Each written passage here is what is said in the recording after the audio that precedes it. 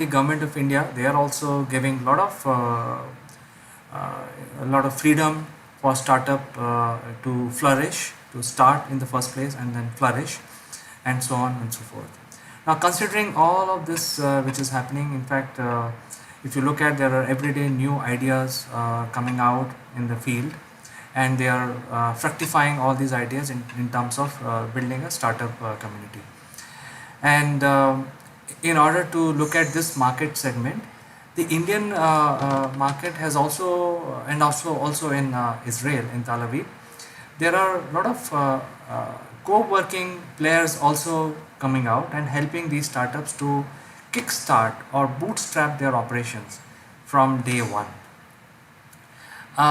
So today, if you look at the co-working centers location, they are giving them places to sit, to set up their infrastructure, to have a decent environment for sharing their working ideas, give presentations, call client, etc., etc. And there are so many of them. So basically, the co-working centers, if you look at cities, one city, there are so many co-working options available for startups. And all of these co-working centers are giving them good working environment. So today I would like to talk about what these co-working should do as far as my opinion goes, because every one of them are giving them good working environment, good place to sit, and of course this place to sit is not free. The startups have to pay rental in some sort of the other. So my opinion is that in addition to providing them the place to work, to start their operations, I think the biggest challenge today is how the startups will start making money. Even though there is a lot of freedom given, first year or 2 years of tax haven which is available, but how these startups will actually emphasize on their technology and start making money, start finding clients. So one of the biggest challenges, while I have a space where I can start my operations, but I don't have any other shared services which are available from these co-working places. So it makes more sense for the co-working centers to form strategic tie-ups with different kind of uh, players, players who are providing branding services, players who are providing them some sort of influencer services, uh, players who are providing the marketing services, and so on and so forth. And there could be more innovative ideas. So in nutshell, what I want to say today is that it's no longer the space or the environment for which startups are willing to pay the rental. I think if the co-working can provide under one roof area to work and also area to promote their work, that will be the more compelling value proposition, specifically when there is nothing unique in this in today's world, when there are so many co-working places available across all cities in India, in Tel Aviv. This is something which I feel personally, in my opinion, they can differentiate with others. So with this message, I will end my video today. Hope you like this idea, and if you like this idea, reach out to topbrass.akulmach.com, and we are willing to partner with all the co-working business centers and have a strategic relationship where your clients can leverage our branding and marketing services under one umbrella. Thank you, and look forward to talking to you again.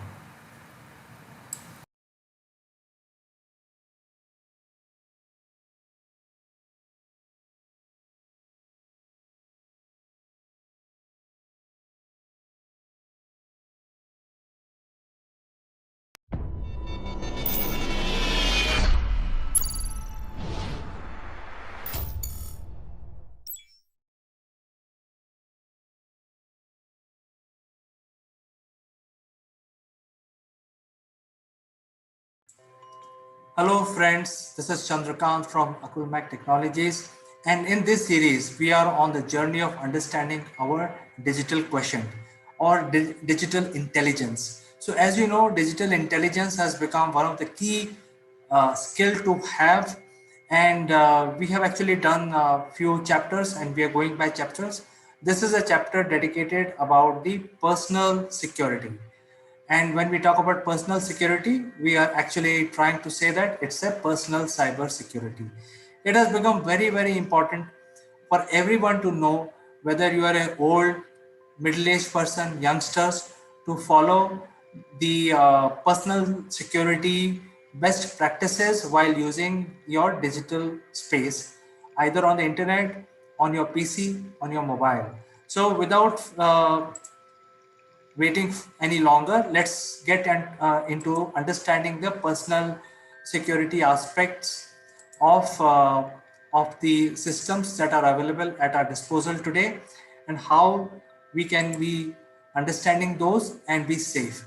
So first thing is to create a strong password. So everyone who's using a PC or a mobile, and by using these different mediums, using different applications, must ensure that all our applications are secured by very strong passwords. The strong password basically means you should not be using something which people can easily guess and identify your password. So you have to use uh, some sort of special characters in your passwords. You have to use combination of small and large characters. The password should not contain your date of birth, etc.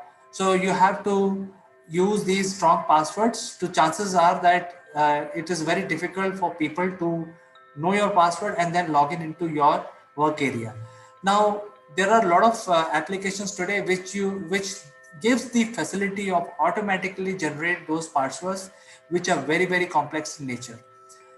However, you won't be able to remember those passwords. So what I'm trying to tell you is, make sure that you remember some codes, define some codes, and create those passwords and probably memorize them. You don't have to write those, because if you write those passwords again, there is a chance that somebody can see those passwords, copy them, and misuse your digital identity. So that is the first thing that everyone in today's world should learn and be safe by creating this strong password. But even that is not sufficient. You have to use the number two tip is two-factor authentication. So when we say two-factor authentication, what is two-factor authentication? So first factor is your password, and by merely typing your password, people should not be able to, or you yourself should not be able to enter, because the second factor is important. It's like having two keys in the system.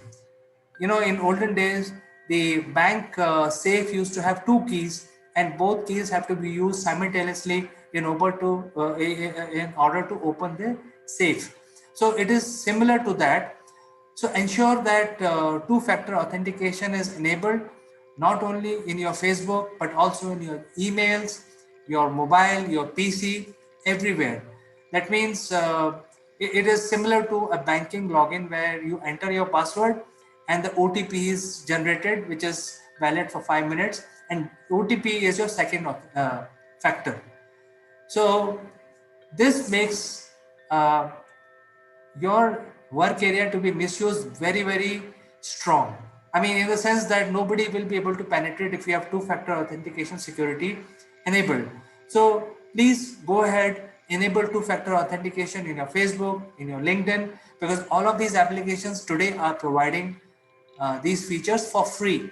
So enable that whenever you try to log in into Facebook and LinkedIn or Instagram or your email, the code will be sent on your mobile as an OTP. Enter the OTP, which is very unique, valid for 5 minutes or 10 minutes, and then you will be able to enter your work area.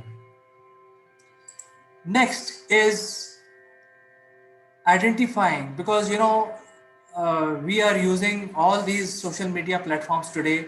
We create our accounts and then we use in some way or other. So the chances are that most of us are using all of these which are listed here, but then there are so many others. We create a profile and then we forget about it. However, the advice is to go and check the privacy policies and security settings in all of these different uh, platforms.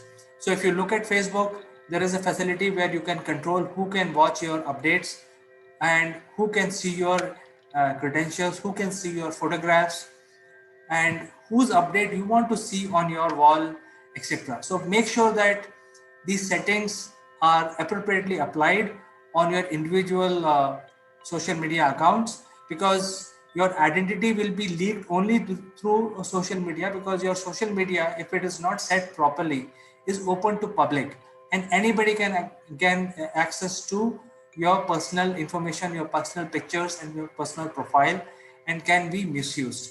So therefore, make sure that you go and update these security settings as per their policies.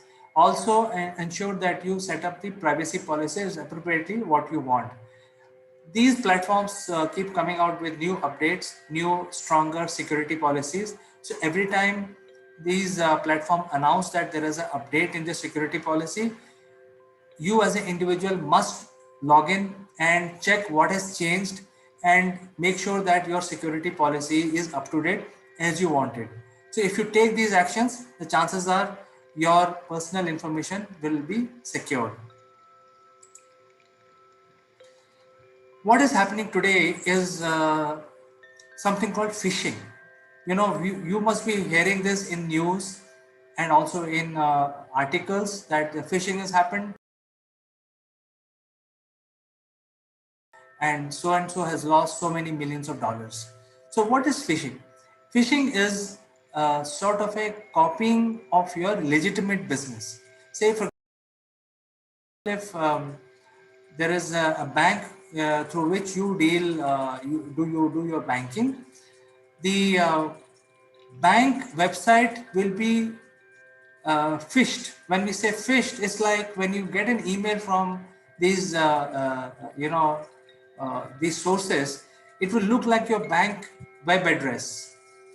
However, if you see carefully, these web links will be, there will be one alphabet different. And without looking at these links, you click on them thinking that your legitimate bank through which you're doing business has sent you some information, and you click on those links. Moment you click, the login password, etc., will be asked for, and then without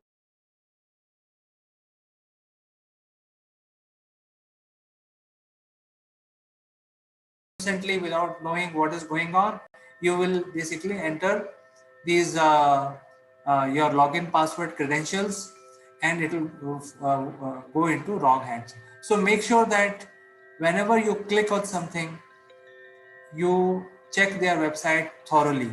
Don't fall trap to these phishing guys who are basically trying to get hold of your information.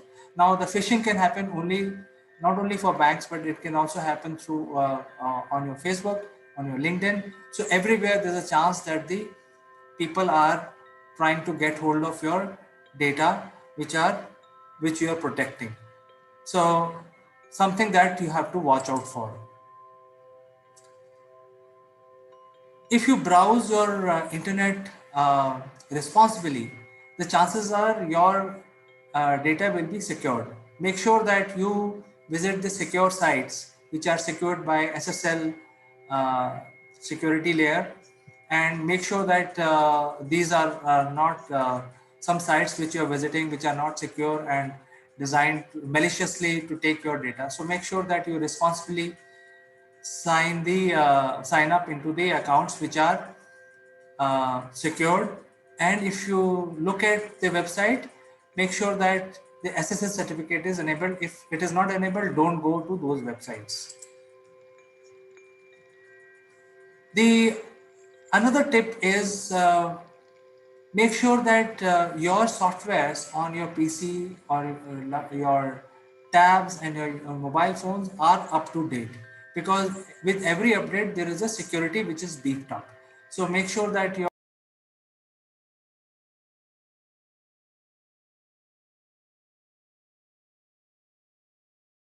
updates are applied immediately as soon as they are out, and don't delay this process. Your software should be up to date with security, with built-in enhanced security. So make sure that your softwares are always up to date. Make sure that your devices are always locked.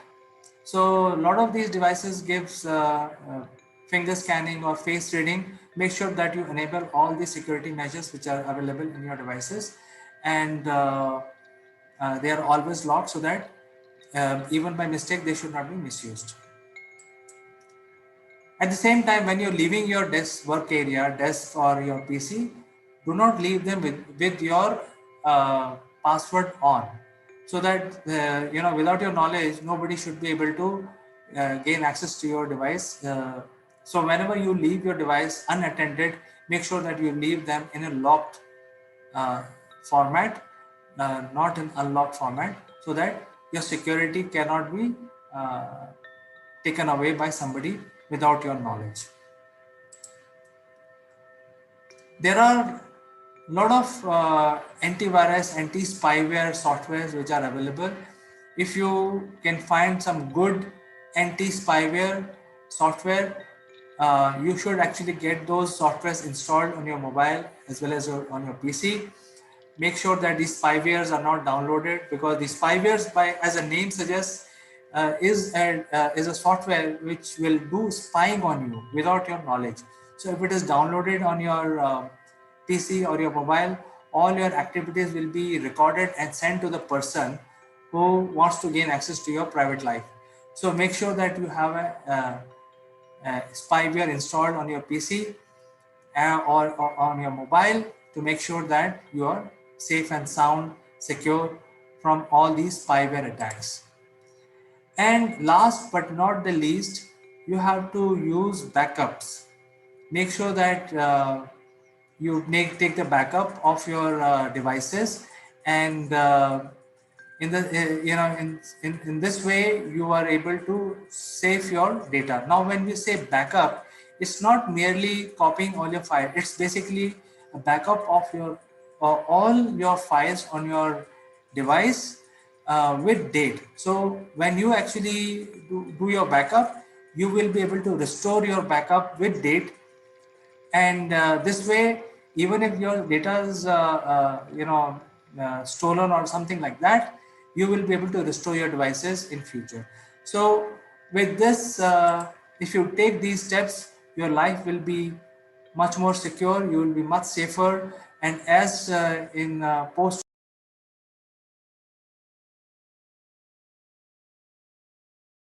era, everyone is moving on the digital arena, your usage of digital platforms will be much more secure, safer, and you will be able to successfully use all of these devices without losing uh, control on your safety, security, and your personal data.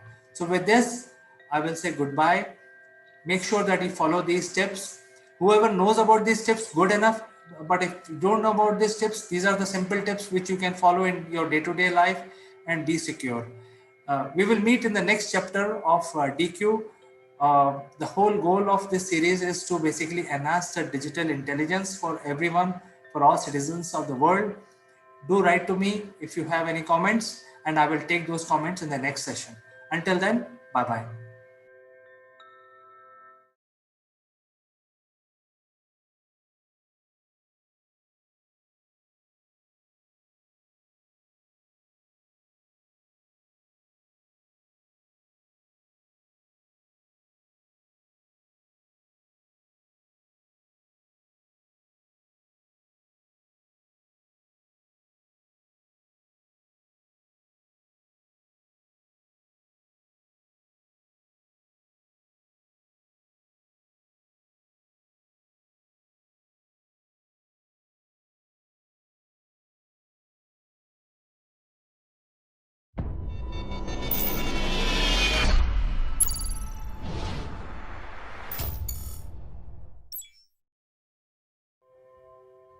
Hello friends, I'm Kanchan from Akulmach Technologies and welcome to our show. Today we have Sitesh Srivastava, who has a deep interest in corporate training. He's closely associated with radio broadcasting and I also want to tell you that he has worked across continents. He is rich in political economic experience. And so today is a time when we'll be talking about the launch of new parliament. So welcome to the show, Sitesh. How are you doing today? Thank you, Kanchan. It's a great day ahead for our conversation, and I'm sure that you being in Delhi, you are happy, greater, and so please, how have you been? Yeah, I'm wonderful. I am enjoying, as you know, the northern winters. And as you must have seen today, Prime Minister has done Shilanyas of the new building of Parliament. So, Yes, what do you think about this move? it is better late than never. So this country, it needs to shed away any monument that showcases its unglorious past, or it shows our new acquired strength in terms of the world rankings, in terms of our economy, in terms of our technology, in terms of where we have reached as compared to our uh, neighbors, or the world at large, or the countries who became free around the same time as 1947. So it is, I think, a great honor to be part of this time when in the 2022, that is the 75th year of our independence, we would see a joint session of the parliament in the new building. Yes, I look forward towards that, and I also want to tell you that the purpose of this new building is at one level to offer an upgrade and extend the facilities and functioning of Parliament. At other hand, after completing this, it will serve as a landmark to commemorate, as you said, the 75 years of Indian independence. Now, the total built-up area of proposed parliament spread over 4 floors, um, and is about 64,000 square meter. That is around 17,000 square meter more than the existing one. So I think that is a big leap. Yes, that is. And it is not only futuristic, it is also keeping in mind with the change or a different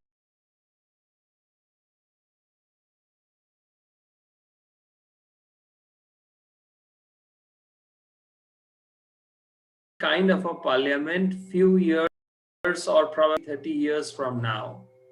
Making a joint parliament session to the seats of 1224, the government has shown a very interesting look at the Lok Sabha and Rajya Sabha combined together for a joint session, generally which the president comes and takes the podium for that. Apart from that, all the parliamentarians will have their own 40 square feet of an office as well in this. But it is important to understand, Kanchan, the need for a parliament from the perspective of the national heritage versus there are petitions around it, and therefore the inauguration has happened but the construction cannot begin because Supreme Court has said the construction cannot begin. And therefore it is important to understand that one, what is more important at this point of time: national heritage, national pride, and the concerns that are being raised in the petitions today. The international news talks about, many of the international news outlets, they also spoke about the amount of money that is being spent or being committed for this,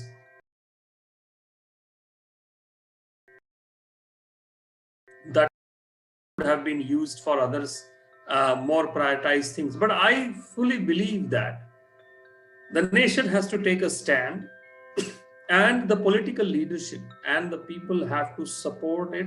It is something like having the statue of our first Home Minister, Sardar Patel, similar kind of outcry was made. But at least that was a new structure, a fresh structure. In this case, we are shedding away our colonial past, and therefore the construction of this is justified. I would also like to see in the same jest that few years, probably several decades later, even Rashtrapati Bhavan is being abandoned or made as a, and our Rashtrapati ji moves to a new India's own, building. And therefore, it is important to showcase this strength.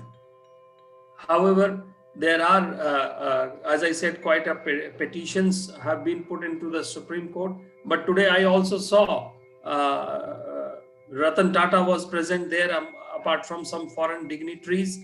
And Tata, as being the respectable house, they have got the award to build this new parliament. So this goes hand in hand all the time with every new construction, every new investment. So I think it's time to see it from a more of a nationalistic perspective rather than any smaller. Yes, climate and the cutting of the trees and all such things should be taken care of at the same time. What do you say? Yes, I feel when we talk about petitions, I think it has become putting petition lately a fashionable thing because we find petition for everything. People are ready to go to Rashtrapati and to Supreme Court for everything and anything. But apart of this, what I feel is that from since independence, the population of India has been doubled, and the parliament, the old parliament, which is it is said to be completing 100 years. So the seats in the parliament is not been increased because there is no space. As Prime Minister had mentioned in his speech that there had been construction to fix Wi-Fi. There was construction in this old parliament to do new things. But then this parliament, because since it is 100 years old, it needs a rest. And that is one point. Second point is we need more representative. And as you know that this new parliament will be having around 1,224 MP space. I mean,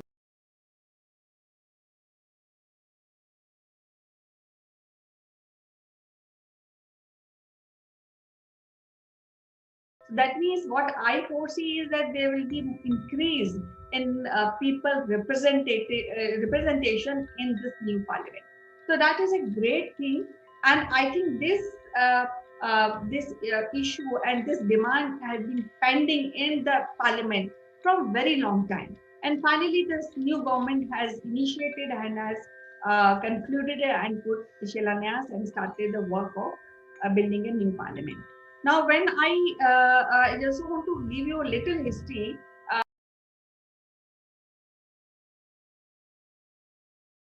how it started, because in October 2019, government is selected HCP Design, Planning and Management at Ahmedabad-based architecture firm to design the new parliament and redevelop the area around the central vista. The architect chose a triangular plot and next to the existing parliament to build new one. As a result, the proposed structure is triangular, and I think it looks very good. And it's not a circular, so I think that's a new design, new thought, and it is four-story building, so a lot of space to really work. We have separate places for each MP to look after the grievances of people who come, which is not seamlessly done in current parliament. And again, it is a paper-free environment, and I think they are taking care of all the trees, and they will be planting more trees. So I think that is something which would be very nice, and it will represent a powerful New India. As if you have seen the design, you will also find an emblem of Ashoka in between. So I like the design. What about you? Do you really have you seen the design, and you have any idea or your thought process on the design? Kanchan, this is interesting from the architectural point of view. And I was going through certain discussions that were happening on the media, in television, as well as on, internet is replete with so much of information around this. So, from an Indian architectural point of view, this is something that India has never seen before. After 1947, if you see, we have not really built great national symbols just like the way before we had it from our history. So, I mean, there are some exceptions all the time.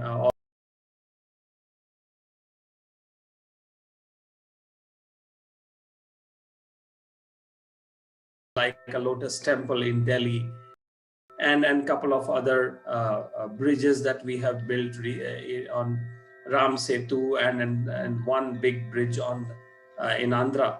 But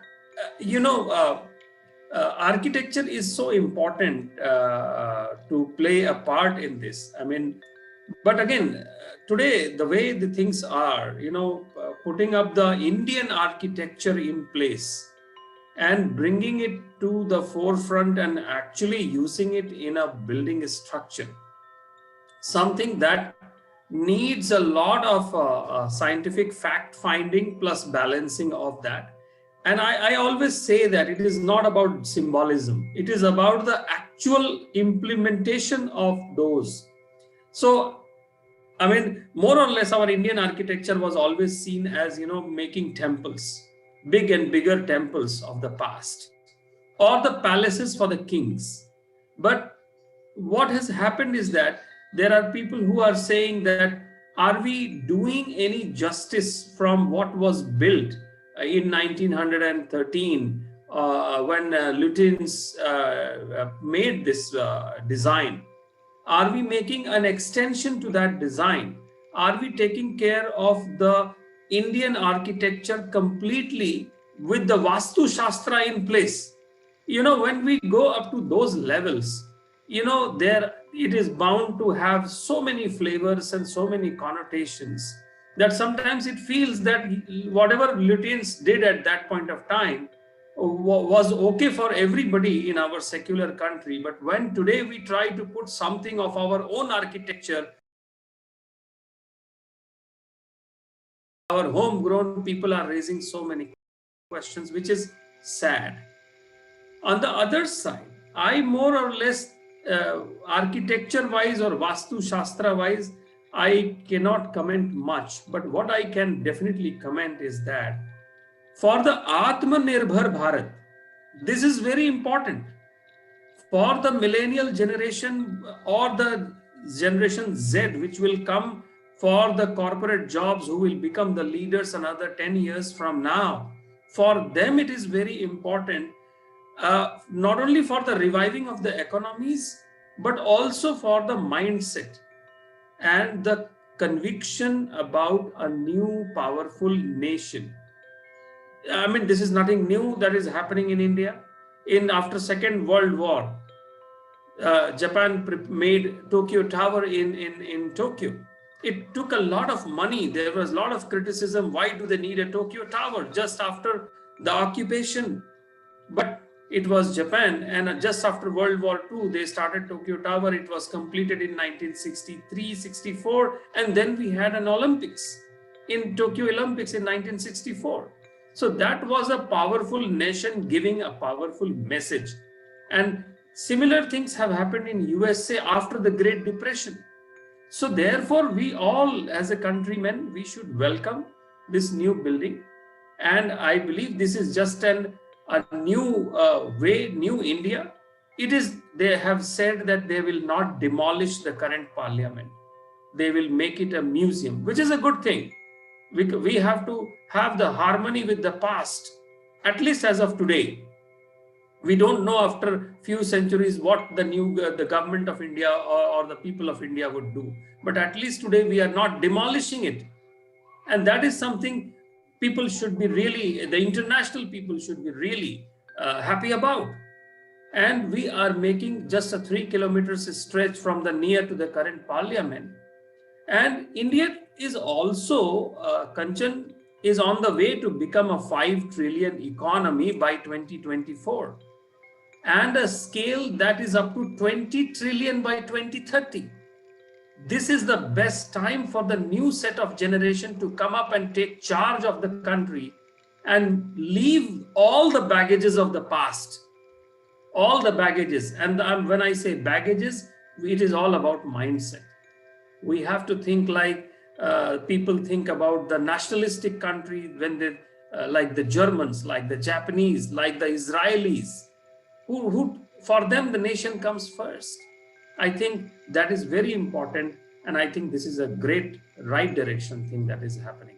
Yeah, I also want to add one thing, that we have been sitting in a building which is a representation of a colonial era, since Parliament is not made by Indian per se, but now we are coming up with a new building, totally built designed by Indians, and so that gives a message of a stronger democracy. Now, people say that. Democracy originated in England, but what I feel, what I have read, that democracy was always there in India in the form of panchayat, in the form of small countries. Like if you have read about Kalinga, at the time of Ashoka, also Kalinga was following a democratic ruler uh, governance at that point of time. So now, when we are very powerful democracy. We are popular in the world due to our democracy, and now we have a temple of democracy, which is our own, built by Indians, designed by Indian, and the building will be constructed by Tata Projects Limited at the cost of 971 crores. So I really feel proud of this, and I feel that this is a right move when we are talking about New India and Atmanirbhar Bharat, and for young people who will cherish for long. And then again, this will house, and when we talk about Lok Sabha chamber, it will house around 888 members, and in Raj Sabha chambers, we'll be having 384 MPs. So I think there is a also extension of representative in coming years. That's what I foresee, and I really feel good about it. Correct. And I think, like in any project of this stature, there is bound to be a lot of criticism going around. People will try to divert it to the issues here and there. For some people, it is always what is happening at the backyard of my home, and for some people, what is always happening in the backyard of my country, and for some people, it is always the world vision. So the three have to be balanced together. And that is what is happening by this event in India. And I would think that going forward, before I pass on from this planet, I would see our Rashtrapati Bhavan also moving into a new place. And that the whole old Rashtrapati Bhavan to be given to Archaeological Survey of India, ASI, just like this parliament would be given to ASI to manage. And I think that is in the right direction. And probably this was the only reason why we also renamed our cities, Kanchan. We were discussing few days back when we were speaking about Hyderabad becoming a Bhagyanagar, or Chennai or Madras. I think there is a colonial past. There is a baggage that needs to be done away with, so that the new generation, at least the next one or the next to next one, starts with a fresh slate to redevelop the country. And by then also, I would believe we will not have anybody who would be born before 1947 in this country. So we will have a generation who will have to see the new India and take it forward. It is important for them to have the slate clean for them.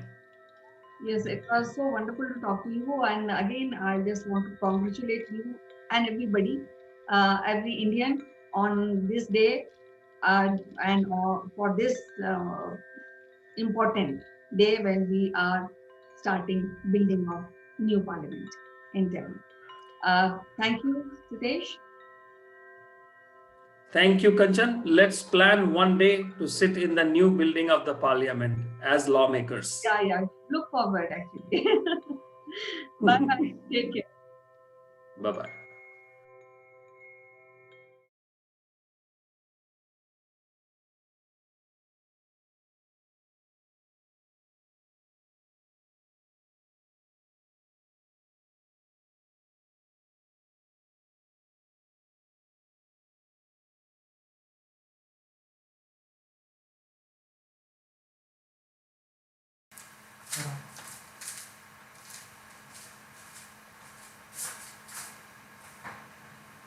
Hello friends, I'm Kanchan from Akulmach Technologies.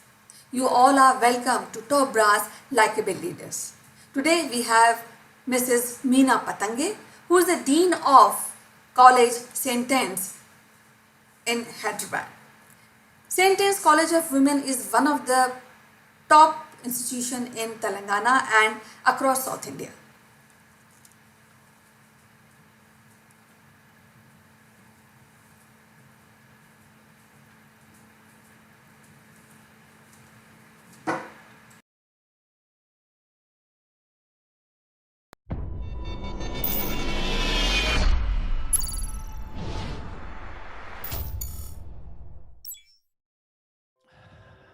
Hello, friends. This is Chandrakant, and I welcome you all today to discuss something very ancient, very medieval, and it's about the fairy tale.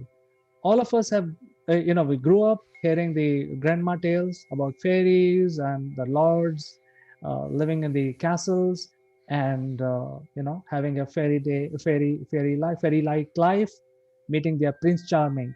So let me invite my friend from UK, Mr. Nebel Gund, to discuss exactly this aspect of our today's life.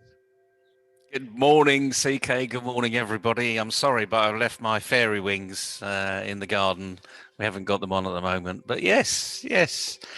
Are these fairy tales or are they close to reality?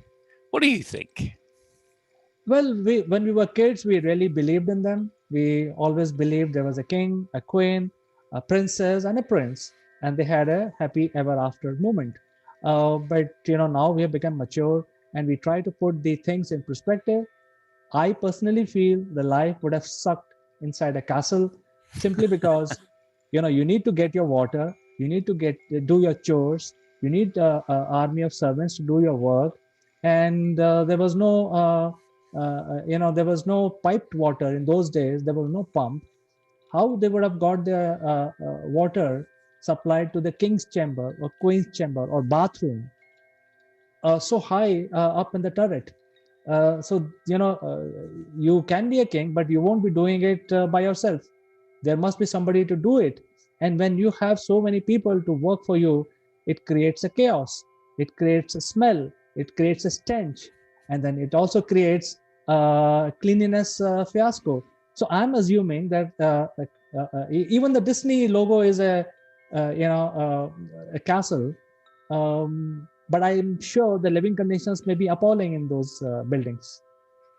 Well, they certainly were. I mean, certainly down at the bottom, because you mentioned about how does the water get to the king's bath? Quite simple, in a bucket carried by somebody else. Certainly not the king, certainly not the princess, not the prince or the queen, or any of the courtiers. It would have been by a lowly servant. And how times change, really. All we do is our lowly servant is now called a tap. So perhaps this is artificial intelligence at work. Perhaps you never know. Plumbers invented taps, and we can actually pump water around the house. But yeah, a servant would have literally carried it in a bucket, or if they were a particularly big household, I would imagine they would have had a yoke, a bit like you see over cattle that are pulling pulling in the old way of tilling over the soil. So and then you carry two. So and I suppose those people were really fortunate, because we know why the yoke is invented, because it takes the pressure off everywhere else in the body. So, and well, that'd be a bit bigger, wouldn't it? Carrying one bucket up a few stairs. And it wasn't a few stairs, was it? It was hundreds of stairs. And where's the water? Because the water isn't halfway up. The water was right down the bottom. And I suppose if the king had been nice to the servant on the day, it would have been clean water. And if the king had not been very nice to the servant, it might have been a little dirty water. He wouldn't even know where that come from. But even so, has times changed? Don't we still have that hierarchy in any culture in the world? The dictatorship that we got in China, we have all of the people up there at the top eating really well, and you've got people right down at the bottom in the paddy fields, just about barely making enough income to live. But even in a democracy, it's just as bad. We've got slums all over the world in democracies, and we've got very rich people living just outside those slums. So has anything changed? Has that fairy tale actually really close to reality? Neville, what I feel is that our romance with castle life or fairy tales has not gone away. The castles and the forts have disappeared because humans realized that they are not good enough, but we have simply copied their ways into our real life, and we actually talk about pyramids. So instead of calling them castles, now we have a pyramid structure. You look at a company, there is a pyramid structure. There is a CEO and then a bunch of guys. And the junior most guys is at the bottom. If you look at society, it's again a pyramid where the ruler of the country is really in a very cozy and nice place. Whereas, as you said correctly, there are slums and so on and so forth. If you look at dictators, it's the same thing. There are slums, people are poor, but then there are few guys who are at the tip of the pyramid, or the top end of the pyramid is really where there are less people, but they have all the facilities with them. So I think, in my opinion, the fort life or the castle life is now becoming a much wider pyramid for all of us. I think I'm with you, to be honest with you. And how are we going to change that? So where are we going to start to change all this? I mean, I remember when I was a rebellious student at university, thinking, power to the people, be equitable for everybody. We should all get paid the same wage. We should all pay the same taxes. And because we live in the same street, we should all be given the same housing.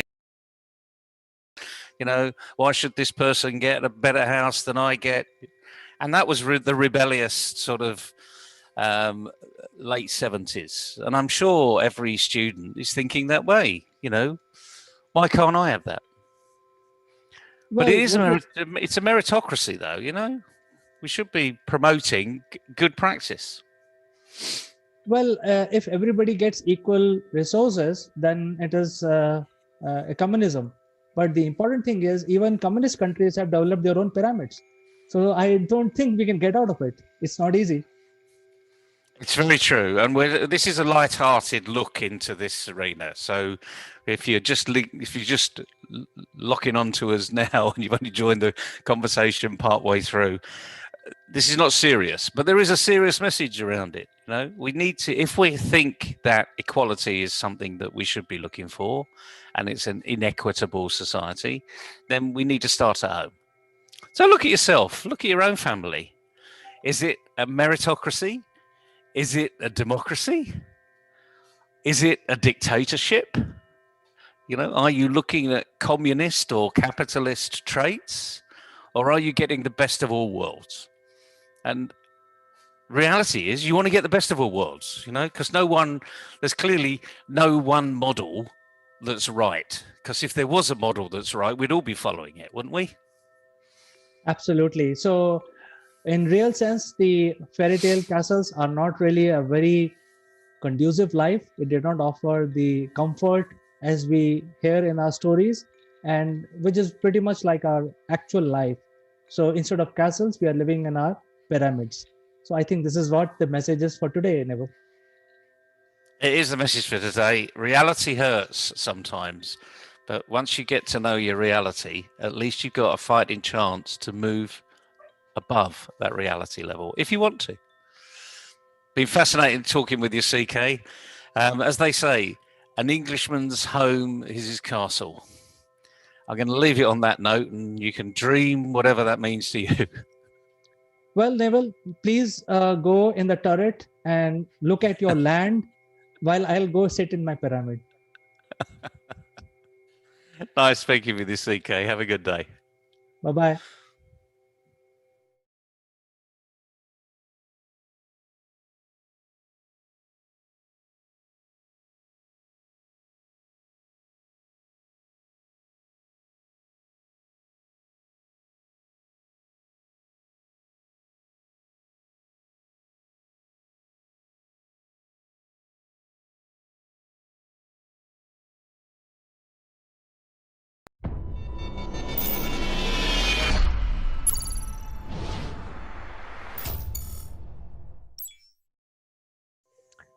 Hello, friends. This is Chandrakant from Akulmach Technologies, and today we would like to give our tributes to Captain Tom Moore, who passed away yesterday.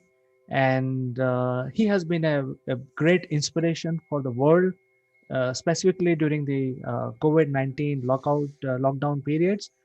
To discuss more about Captain Tom, let me invite my friend from UK, Mr. Naval Gun.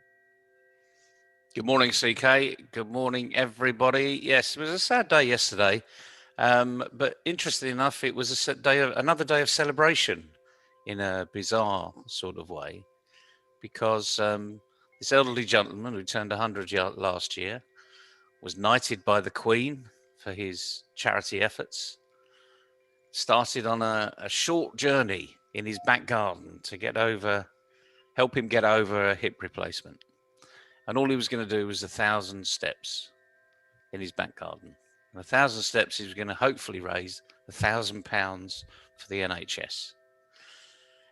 Not for the NHS so that they could continue their medical arena, but for the NHS charities so that the charities could support NHS people around the UK. And a few months later, and £40 million almost later, sadly, he died yesterday, but it was a day of celebration because this elderly gentleman of a particular ilk who'd served Queen and country during his working life, and he was just elevated to celebrity stardom in a very short period of time. And the interesting thing is, he took it in his stride. Such a lovely guy. And all the tributes are coming in from everywhere. He met many, many celebrities over a very short period of time. And he's a tribute. The tributes to him are absolutely well deserved because he did it as an act of random kindness. And we needed it as a nation. We needed it, and that was the thing. And people just locked onto it. And he didn't shy away from it, and his family engaged with it. So all credit to them. We've lost a celebrity. We've lost a nice celebrity. But what has it been in India? I mean, it's been trending on the press here, and I'm sure you've heard over the time because you and I have been speaking about Captain Sir Tom, as he's fondly known, over several months. What's it mean? What do you think it might mean to Indians? Well, Captain Tom has been trending world over, and India is not unique. It's trending here also. It's one of the top trending subjects in India for past 2 days. That is yesterday and today. Lot of condolences are pouring in from India, and it was so interesting. A few months back, such an old elderly gentleman who had a hip replacement, and he basically set out to take 10 steps in his backyard in front of the camera and saying that, hey, if I can take at the age of 98 10 steps, and so everybody else can do different unachievable activities.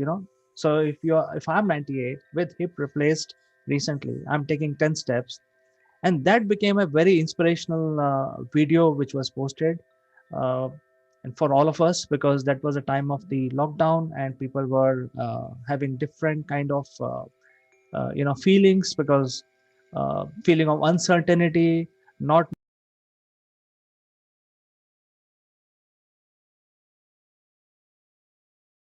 what will be the fate which awaits them. So those kind of things, I think, Captain Tom or Sir Tom's 10 steps gave a lot of hope to a lot of people worldwide. And he's quite clearly touched lots and lots of hearts. And as you said, basically he said, if I can do this, you can do anything. And that was his whole point. And there was the time in social media, he had this phrase, tomorrow will be a good day. So irrespective of how good today or bad today's been, tomorrow will be a good day. And that was trending on social media. For a 100-year-old person to have trending hashtag on social media, phenomenal. He also, by the way, had a #1 hit at Christmas. Not at Christmas. He had a #1 hit with Michael Ball with "You'll Never Walk Alone," and it got to #1, and everyone was amazed, which was phenomenal. So, as I say, he captured everybody's hearts. Here was a person with no axe to grind, really, nothing to say, real other than tomorrow will be a good day. And I think that's where we should leave the tribute, really. Tomorrow will be a good day. Yes, Neville. In fact, I would like to add few things before we call it a day today. Is that you don't have to be a celebrity, you don't have to be a politician, you have to be just an inspiration. Which was this man, Captain Tom, when he could show at such a ripe age of 98, taking 10 steps after his operation. I think that was quite inspirational, and it touched the heart of billions of people on the earth. So I think, as said, and as he said, and as the top chart said, that tomorrow is a better day, is a very, very powerful words from Captain Tom. Absolutely, and that's the way we should live our life. Get on with it. Take an example from a 100-year-old who's been there, seen it, and done it. Get on with life. Go and enjoy yourself. Doesn't matter what's happening around you that you can't affect. Go and do what you can do, and that's the message he says. So, as I say, fantastic little phrase. Couldn't say it any better. Tomorrow will be a good day.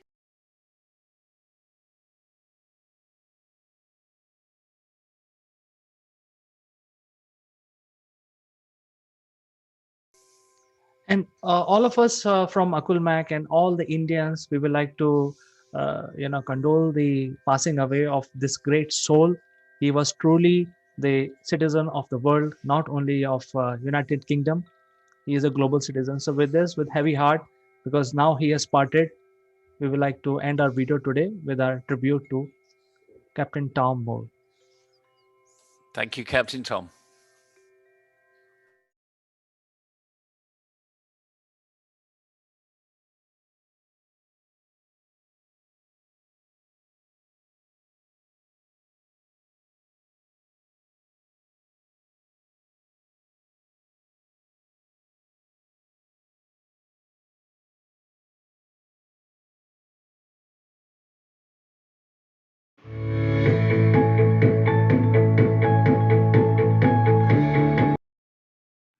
Hello friends, this is Chandra from Akulmach Technologies. Welcome to Top Brass. Today we are joined by Farida Charania. She joins us from Singapore, and many of us would know her by last name and first name. She is in the fraternity of all the CXOs, and she is invited by universities to give lectures on human capital. She is a very famous personality, and we are very glad to welcome Farida Charania on our show. Farida, welcome to Top Brass. Thank you. Thank you so much. So, Farida, we are in India. Today is day 20th. It's a total lockdown, and there are certain districts in India which are in extreme end of lockdown where you can't even step out of your door of the main houses.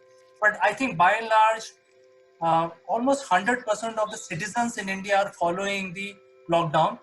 I think that is pretty much the only solution we have. And since you are in Singapore, how does it look like in Singapore? Um, so we are amidst the circuit breaker right now, which is basically, circuit breaker is a lockdown, but slightly different that you can go out for essentials still if, it's absolutely necessary. I come from a place where people generally follow rules. So the roads are very quiet. If you need to kind of buy your essentials, then it's a restricted number of people in a certain place. People wear masks, and everyone is working from home. So I think law and order is in place. But like every other part of the world, people are scared. But yeah, we'll get there. So it's a lockdown in most of the countries. Do you see any change in the behavioral pattern of people or any innovation that people might have come out with in order to follow the law set by the government? I think everyone is getting used to the new normal, which is working from home, because working from home used to be a privilege. Today it's a necessity, and it's becoming the new normal. Innovation, of course, when there is a situation, people innovate and they try to adapt. So people are adapting very quickly. Um, a couple of examples here. So there is a food service which is Food Panda, and as soon as the lockdown came down, they started something called Panda Mart, which is basically within less than an hour they will deliver your essentials. So very basics like milk, bread, egg, etc. But you get it sitting in your house. So I think they already had the infrastructure, and they very quickly built on it, and they were the first ones to actually come out with this. So that was one innovation which I thought was quite cool. On the business front. In terms of people, yes, we are innovating. I'm learning to work with noise in the background, as you can see my daughter. But that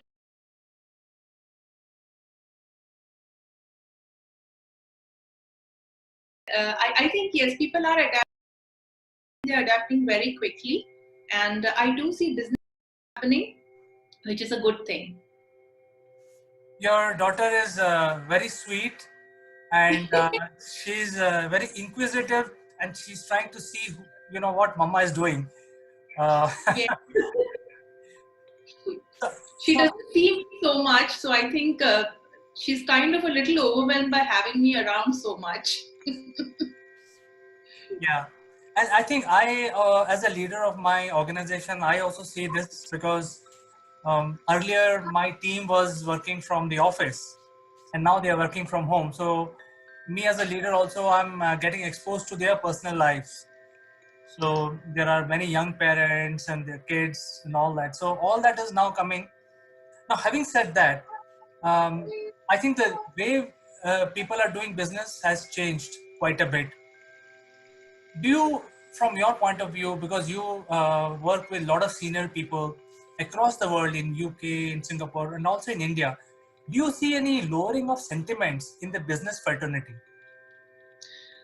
I think initially, so there are a few stages that I experienced. I'm basically talking about this right from, my contacts in San Francisco, where I actually speak a lot to a lot of people, to England, where I lived till recently, and Singapore, which is home.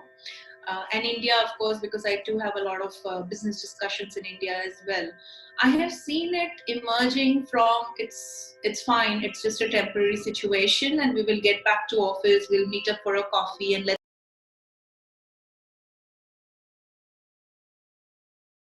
talk face to face. There was another phase after that saying that this might take a little bit of time, but when we meet, we will make decisions. Now we are at a stage where people say that we do not know how much time it will take, so let's go back to business. BCP is anyways in place, and let's continue to do business. In fact, so there are several companies that I advise, and Zopa is one of the companies that I advise, and we actually picked up a couple of very large government deals during this time, which is actually in normal situation it would have taken a lot longer, but we did it because it was a good time for everyone to kind of sit down. Everyone was available. So many a times you don't kind of close things off because people are not available, but where would they go at this point in time? So everyone is available, but I think overall sentiment is a little bit low, definitely, because you do not know that how long will the economic impact of this whole health emergency is going to last. Is it 1 year, 2 years, 3 years? Because it's just started. We will start seeing the impact in a few months. So definitely there is a dampening of sentiments, and even after all of this is over and it's behind us, there is going to be cautiousness. So it will stop raining, but the floor will be wet. So people will still be very conscious. In fact, you mentioned a very important word called BCP, which for the benefit of our viewers, I just elongate this abbreviation, that is called Business Continuity Plan. So we should have a BCP for all countries, because I think most of the countries, entire world is under lockdown right now. So from your point of view, what do you think governments of each country should do to bring the sentiment up after this lockdown is lifted? I think the governments in every part of the world are in a very difficult situation right now, because this is something that no government has seen. 3 or 4 generations who are parallelly surviving in today's world may not have experienced anything like this. So it's new for people, it's new for governments. A lot of governments are doing what they can.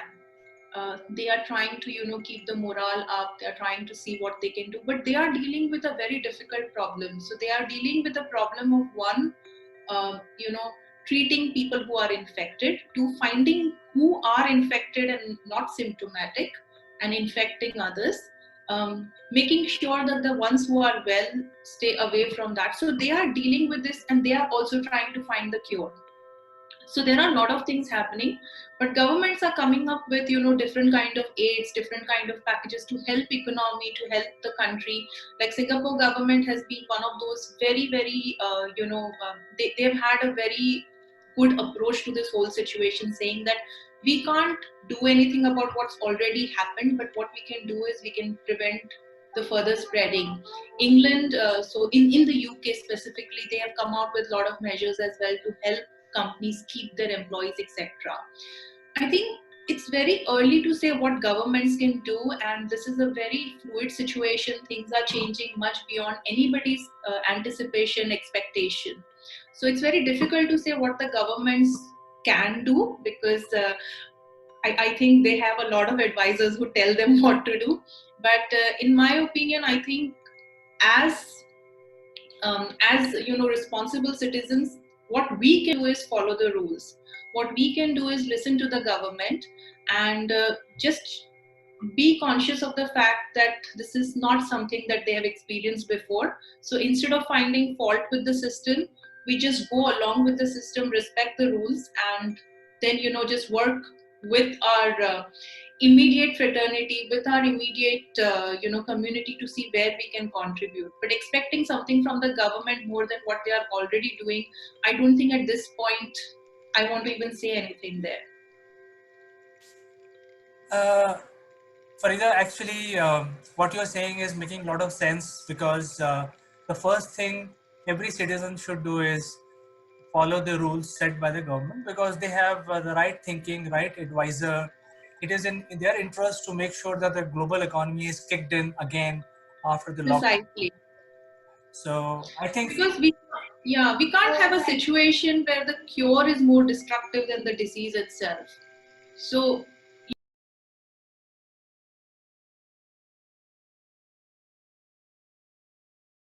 we need to just play it by the ear. In fact, some asked me that, so what is your next venture? I said, I haven't thought that far.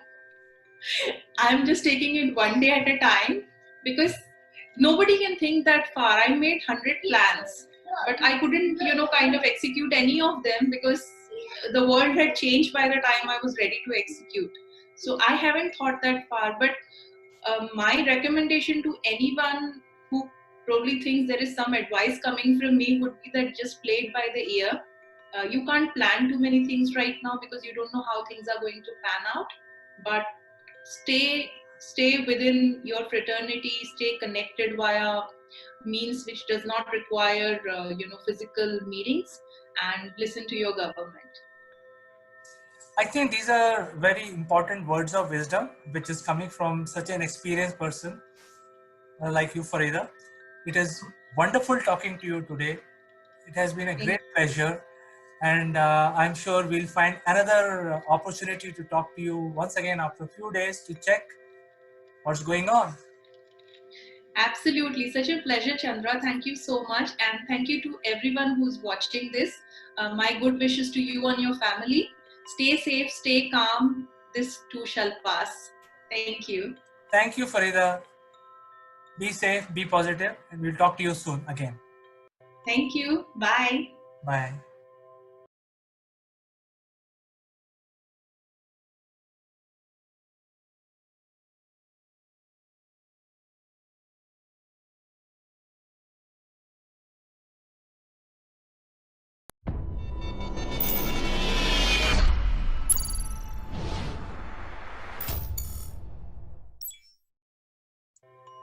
Hello friends, this is Chandrakant from Akulmach and welcome to Multiverse. Today topic of discussion is about our future. So is the future already written? Do we have a possibility of changing our future? As people say, hey, future is something which nobody has seen and it is what you make of it. But this is exactly what we want to talk about. And not in a philosophical way, but with facts and with scientific knowledge that I have. So with this, let me start my discussion and tell you what is the future and has that been written already? That means you don't have control on your future at all. So let's say before we go there, let's start discussing about what is the present. So if we know our present, then it will be a lot easier to understand the future. So our present is basically our view or vision of our past that we see, which is brought in by light. So that means the light brings the information to us, and that becomes our future. In other words, it's an image of past or distant past as we see currently, and that is the future. So that is the present. So this is what the whole definition of present is. That means we are always looking in the past. And why? Because the events which are brought in by light will inform us, which is light has a finite speed. So the information about past will also reach it at a finite pace. So when the light brings the information to us, which is the fastest thing in the universe, then we start knowing the past in the present. So this is how the information of present is. That means from present location, we can always look at the past. Just to throw some examples, if you look at sun, it is the sun as it was 8 minutes back, because the light takes about 8 minutes to reach Earth. So that means we are not looking at the present situation of sun. We are looking at sun as it was 8 minutes back. So this is the just to prove a point, I'm just making this argument where I'm trying to explain. In present, we're always looking at the past, and the past is the information brought in by the light to us, and hence we are able to see the past. So in other words, past is something that we cannot change. The events that have occurred in the past have already happened. There is no way to change those events, and we just see them as they have happened some time back, because the light informs us about those events, and we record them in present. So to explain how future will work for us using the same principle, I want to draw your attention to uh, how light will then start determining the future events which will occur in the future. So let's say if Earth is present at this location, and the observable universe that we can observe at any point in time um, is a cone of the space-time that we can see. So this becomes our reality, and this is all we can see, because the light is bringing information at a 45-degree angle to us, and that is the maximum line of sight we have. If there is something which is outside of this 45-degree triangle, the light will not have enough time to reach us. Hence, we do not know if there are objects or things in that part of the universe, even though it, as you can see in this diagram, that the even the next door neighbor we are not able to see, because the light has not reached us yet from these points. So we always look in the past in a triangular fashion, and that we call as an observable universe. Whatever events are occurring in that triangle is our present and past, and that is what we call reality. Without even knowing,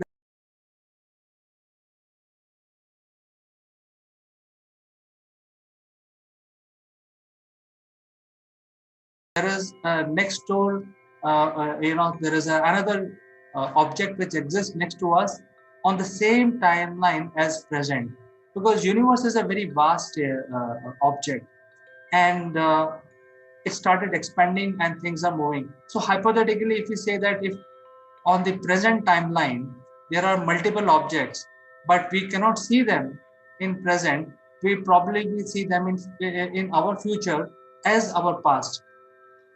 As I explained to you, that light has not got enough time to reach us. We will probably be able to see these objects which are nearby when Earth moves ahead in time, and then light will reach us in our future, and we see their present as our past. So this is how the universe functions. This is how the future will be known to us. That means whatever we are seeing is always events which have already occurred. Let us understand, let us increase the complexity of this diagram, and let's add another planet which is out of our vision. We have no knowledge that this planet exists, and it has the same timeline, but we don't know whether this planet exists. It's very, very far off from our current location, but it is at the same timeline. That means it is at the present level. And this planet has the same scenario where they have their own observable universe, which they can see, but they cannot see Earth. They are seeing the events which have occurred in the part of the universe which they can see, which the information has been brought to them by light.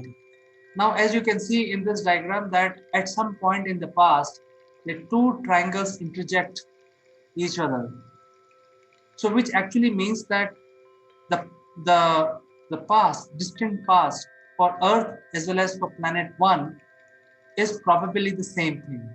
That means the light from these part of the distant past has reached both Earth and planet. That means Planet One and Earth has a common history in the distant part. But the immediate past is not known. They have a distinct immediate past because light from this area of universe does not reach Earth. Similarly, light from this area of universe does not reach Planet One. So, at some point in time, this light will reach Earth, but we will always see Planet One, as it existed in our past, not at the present level. So this is the scenario if we talk about two different areas in the universe and how time is, and the information that we see brought in by light is playing or defining how we will see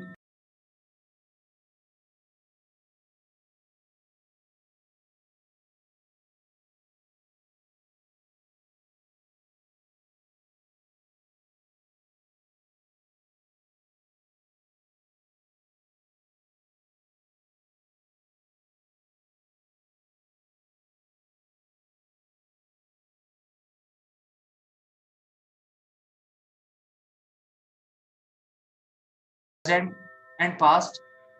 Now let's complicate the matter a little bit further and let's imagine an object which is existing in our future. That means an object which is ahead of us in the timeline, which is planet 2. So the planet 2 is moving faster and uh, it has reached to a part of universe which interject both timelines of Earth as well as planet 1. That means from planet 2, if there are human beings or some intelligent being which are able to see in their present,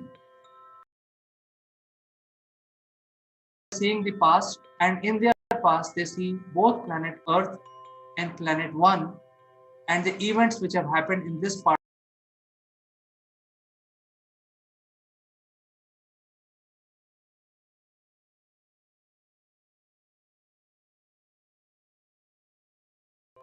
of the universe. So you'll see their observable universe is much larger than the Earth and the planet because they have obviously spent more time in the universe. They have got time to travel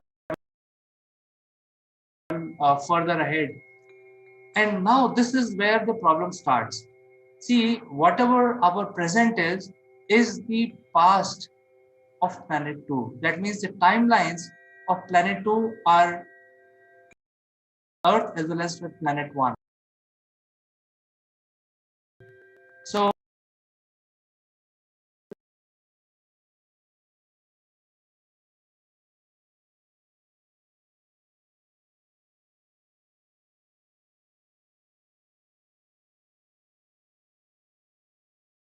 whatever events are now occurring in our present is for planet 2 has already happened. So the whole point is that our events which are happening have already occurred on planet 2. They are seen as their past.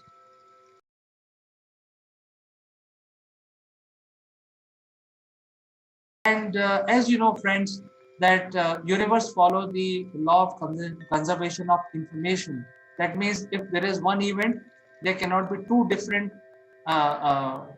type of event. The event information will remain the same from whichever part of universe you see them. So how it is possible that for planet Earth, the present is somebody else's past, and for their point of view, the events which are occurring now on Earth or on planet 1 or any of this part of universe has already happened, and they see this as a past.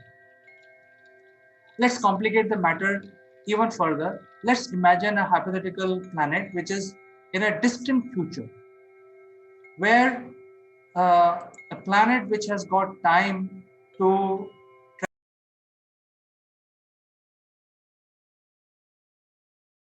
further, they spend more time.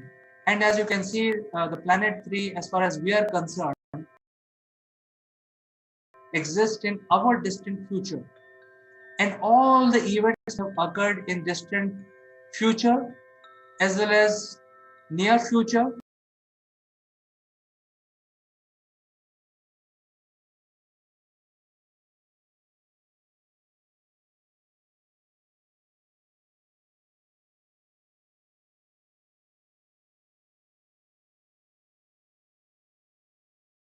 past or distant past.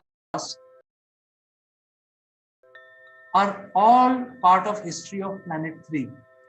So if that is the reality, that means whatever events will now happen for us have already happened, and those events are being shown as past for planet 3.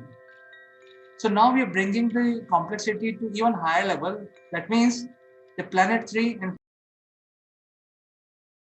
planet 2 have a common history, and for them we are a past. We are in past.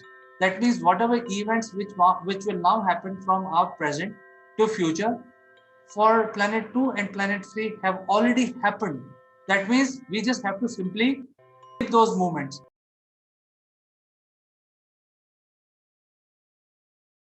They've already happened. They've already written. And this is what I wanted to bring to you today in terms of, opening the subject a little bit more, where uh, as we say that there is no distinction between past, present, and future. All events are already predetermined, and we just have to go and live those moments. That means we don't have a free will. As we say that there is a free will, but actually no free will, where the events have already happened. We just have to live it and think that this is our past. But for some other beings, some other civilization, they may be seeing us as their past. That means all the events which will occur in our future, for them, they have already happened, they have recorded it. And as the law of the universe says that the event cannot have two outcomes. That means whatever event will happen for planet 2 and planet 3 are the same events which we will experience in our future, but those are the moments which are recorded, and they cannot have these events cannot have two different outcomes. That means we cannot change our future because it's already written somebody else's in the somebody else's past. So I know, friends, this is a little bit mind-boggling and thought-provoking subject, but I wanted to bring this to you, maybe to initiate a discussion. So I will be more interested in knowing your comments, and if you have any questions or any suggestions, we will take that up in the next episode of Multiverse. Until then, bye-bye.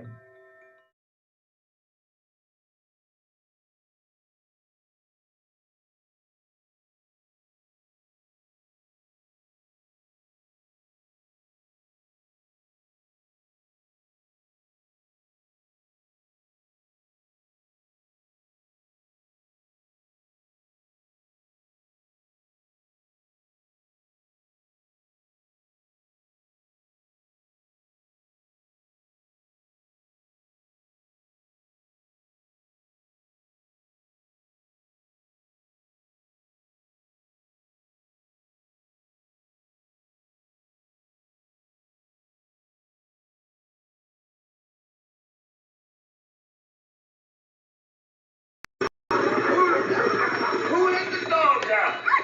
Who let the dogs out? Who let the dogs out?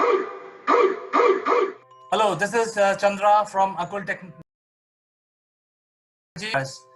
Today is day 4, and I'm in company of Raghavendra, who's the group managing director of Thought Folks group of companies, and he joins us from Hyderabad. So, Raghav, welcome to the show. Hey CK, thank you so much for inviting me on the show, and it's always a pleasure talking to you. His pleasure is mine. So, you are in Hyderabad.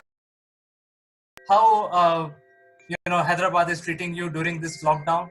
I'm sure you are making full advantage of your free time. You're trying to find some balance between home as well as your office. You would have called your colleagues and your workers today while at home. Yeah. Why don't you share your experience? Yeah. So CK, I think I feel this lockdown has been a blessing in disguise, because obviously for multiple reasons. A, we never consciously take time to spend time with family and all of that, right? I mean, you know how it is. You yourself have been a very successful entrepreneur, so you know. I mean, you're like 24/7 on job. So it has been good because we are able to kind of do a little bit of work-life balance. B, you can focus on a lot of your personal projects, like you're doing. I'm also kind of doing, a 21-day talk show on LinkedIn where we are talking about what people should do in these 21 days. And the last thing is, my book is in the final phase of launch. I'm, authoring a book on growth marketing. So I've been having a lot of time to redo the edits and all that. So it has been a phenomenal time so far. Amazing, Raghav. So you are workaholic as ever, even though you're so successful. Uh, I know you have also you were associated at one point in time with United Nations. So, but the drive is driving you, I think, and you're Yeah. making use of the lockdown, and the lockdown is not stopping you. Yes. So, what do you think will happen? Because now is day 4, and we got another 18, 17 days to go. Yeah. What do you feel? How people will react? Because last 4 days we have been working. I think people like you and me are working. You are fully dressed up. I'm fully dressed up, suited, booted, even on a weekend, and we are utilizing our time. But what do you think after some days, like 10 days or 15 days? What impact this lockdown will have on the psychology of people? So couple of things, CK. One is, like you said, people who are in IT fraternity, people like us, people who are, doing a lot of consulting, or people who are working with, customers overseas and all of that, they are somehow able to still juggle with this lockdown. But people who are not into the core IT and people who need to be physically present at work are facing the heat. I think the initial first week is still okay because, it's like a warm up period where they are still enjoying, spending time with their spouse, their kids, their parents. But I think the real challenge will starting next week. And while it is a great move from our honorable, PM in terms of requesting people to lock down, I mean, if you see the curve, it still hasn't taken up. We are in week 4. The curve still remains flat.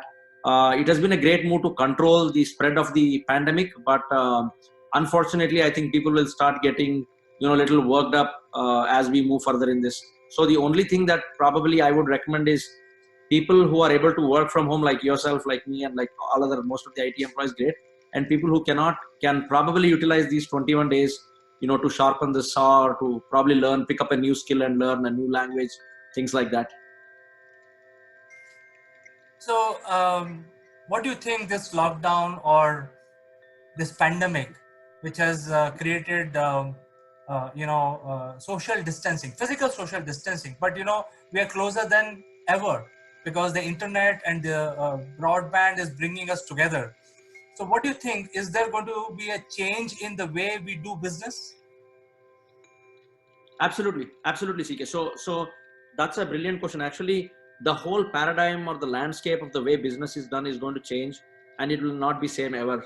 The reason why I'm saying this, if you look at a lot of these online, communication and collaboration tools, right, whether it is a Microsoft Teams, whether it is a Skype, or even a WhatsApp video calling, I think people were restricting it either to their personal use or to communicate and collaborate within the teams. But today, if you look at it, it is being used world over. Like, for example, along with you, and I'm also an active member of World Economic Forum, and we had a call last night to discuss about, how this whole thing is going to have impact worldwide.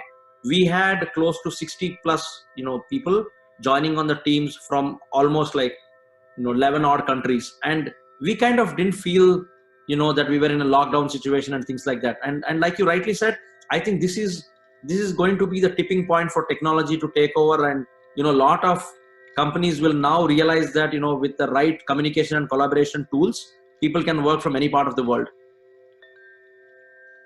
So I think there is going to be an opportunity for innovative people, innovative companies to come out with new solutions for office, for schools, for different walks of life. I think I personally believe that 21 days lockout is not sufficient. I think this will proceed for some more time. Yeah, absolutely. So 21 days will not help. If you look at Maharashtra, yesterday announced the lockdown to be continued till end of April. It was till mid of April. Now it has been pushed to end of April. The Telangana state is also contemplating. We have a press meet on Monday, and hopefully we will get to know on when to what extent will it be extended. I think, like you rightly predicted, it will be probably extended by another 2 weeks or 3 weeks. So until that time, the entrepreneurs like you and me and many others, our colleagues in the industry, we cannot sit and wait and watch. So I think the innovation has to come forward. New ways of doing things have to be evolved. I think we are at a tipping point where the evolution will take over. Yeah, absolutely, no doubt. I mean, like you rightly said, people just cannot take this lockdown as a holiday. I mean, like you said, I personally have been working extra hours since the time the lockdown has happened, because now you don't have the hassle of traveling in the traffic, reaching office and doing all that.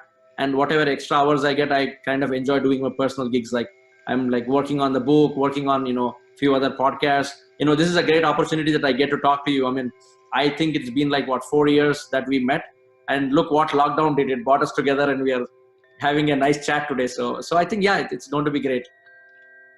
Great, Raghav. I think people in Hyderabad remain indoors and remain safe. I wish you all the best with your book, which is going to be launched very, very soon. And I wish you all the best with your endeavors, which you're running in your group companies.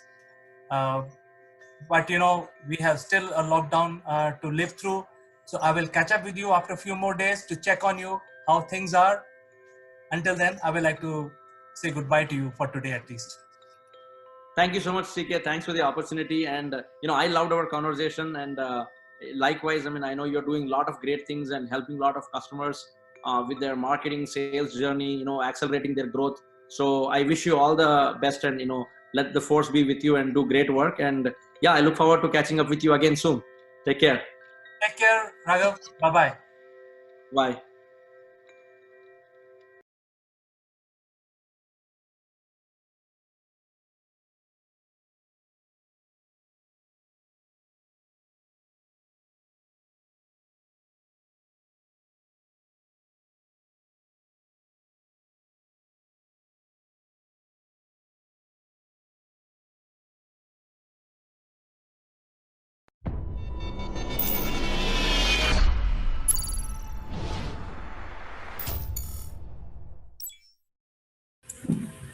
Hello friends, I'm Kanchan from Akulmach Technologies and you are welcome to our show Missions. Today we have Sitesh Srivastava, who has a deep interest in corporate training. He is also a great consultant and is closely related to radio broadcasting. So welcome to the show, Sitesh. How are you doing? I'm doing well, Kanchan, and it's always nice to talk to you. I can see that you are enjoying the Delhi winter, and I really miss those days. I'm sitting in Bangalore,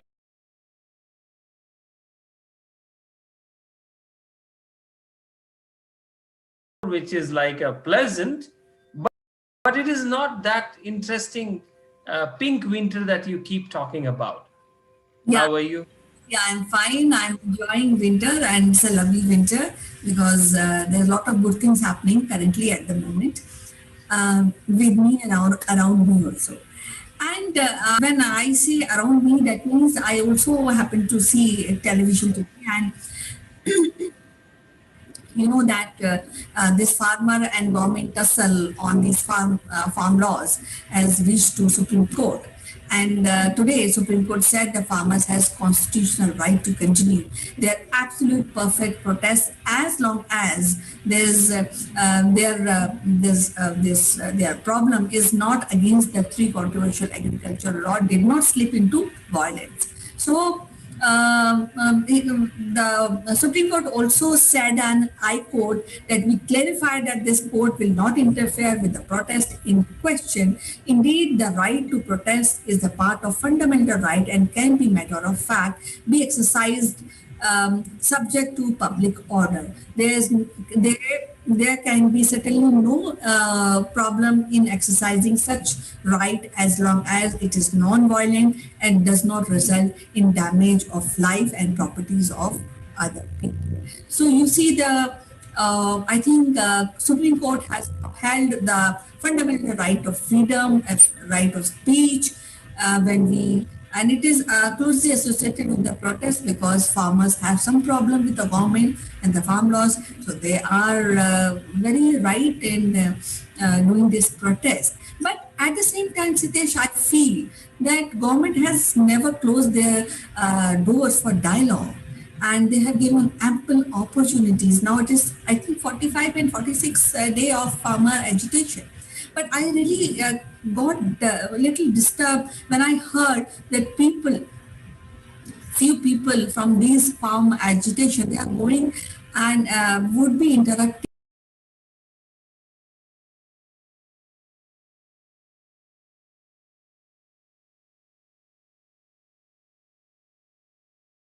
6 January Republic Parade. So that is something which really I feel this should not be done, and this kind of thought should not come in any of the agitation. What do you think about this?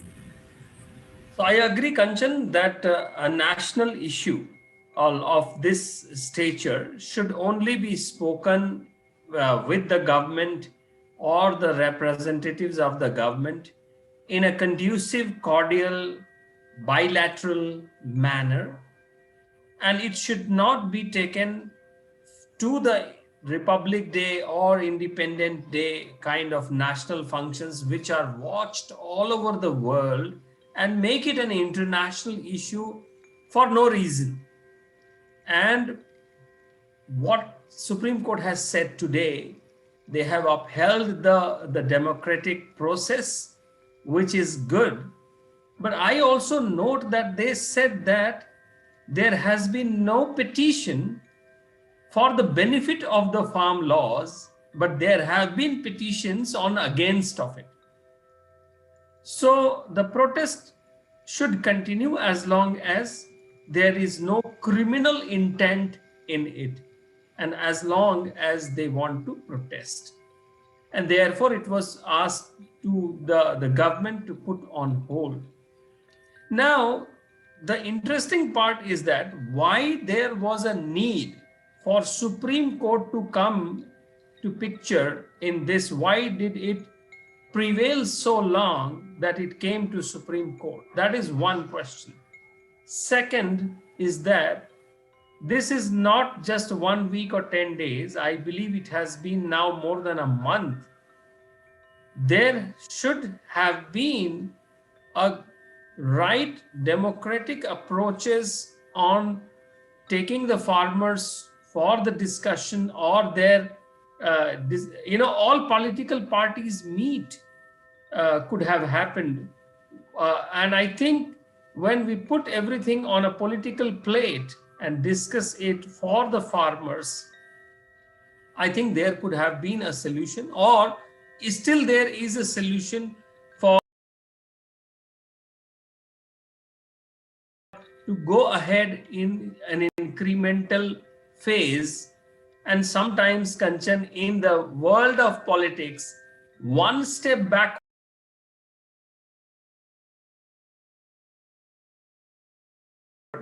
does not mean any kind of a retreat.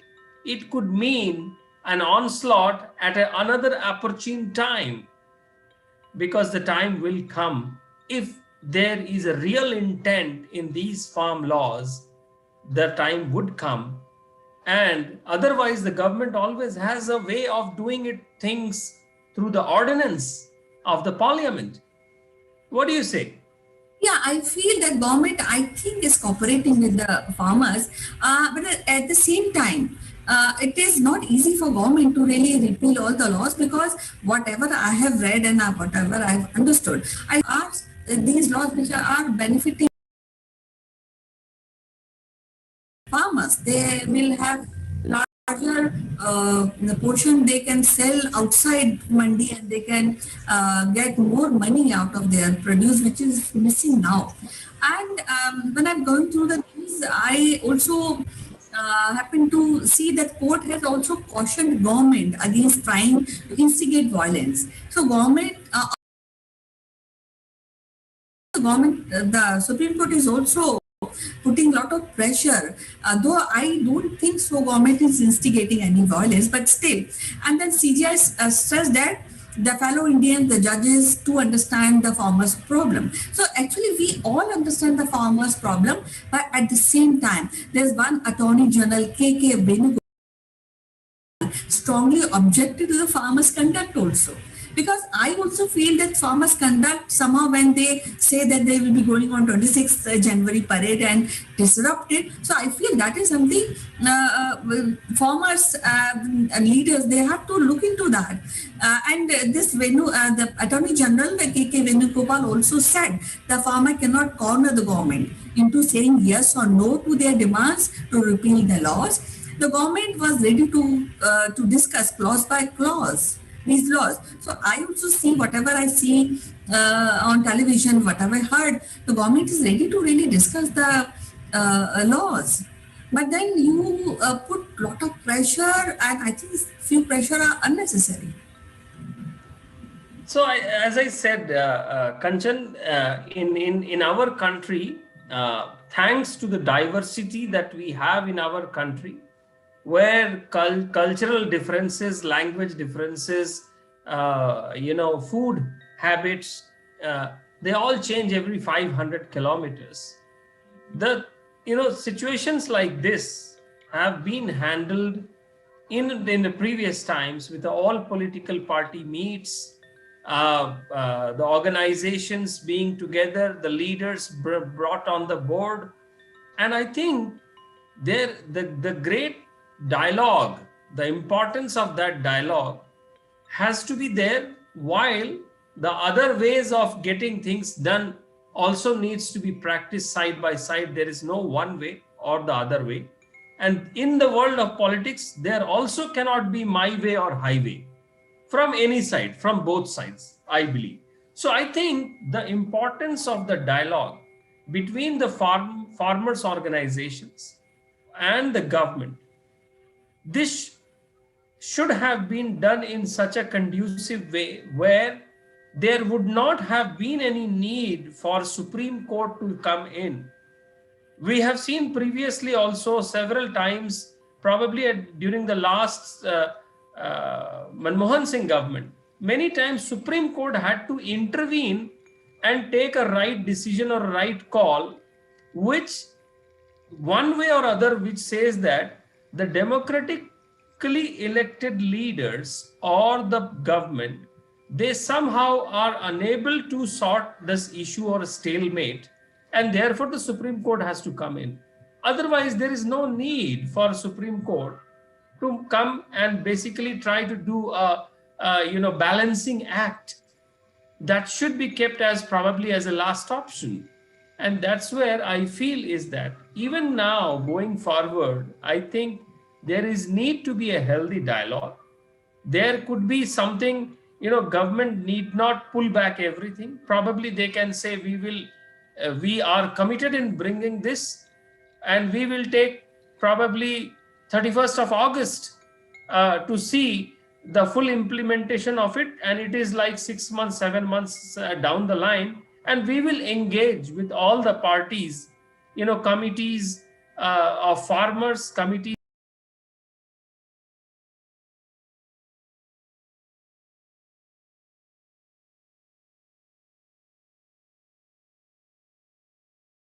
political leaders, the people who are affected, and they can say 31st August or 31st July, whichever date they agree, or they say, that will show that let the farmers go back from the protest. Let them get the feel, like in the retail sector, we say that when you launch a very commercial, interesting product, let the population feel it by giving different discounts or marketing gimmicks, and then people get used to of it. So let what government has promised, let that start coming in one way or other, so that the real farmer can see the difference, what he will get after 6 months down the line when the implementation would anyway come. So I think the protest would then end, people would go back, they would start seeing the change from the behavior, from the apprehensions of a corporate versus the mandi versus the adhatiyas, and then maybe in 2 3 months time they would see a bigger picture, and probably that is a way. But that is my suggestion. Yes, because I also feel very pain when I see these farmers sitting on Delhi borders in such a chilling winter, and really feel really bad about them because they are the Annadatas and they have a problem. So I think both the parties should sit together and sort out the real cause of this agitation. And I also feel that agitation for the sake of agitation, I think it's not good. We should sit down and work out a plan for these farmers so that they can go home and be with their families and start working for in the fields after some time, because Lodi is also around the corner. So it's a festival.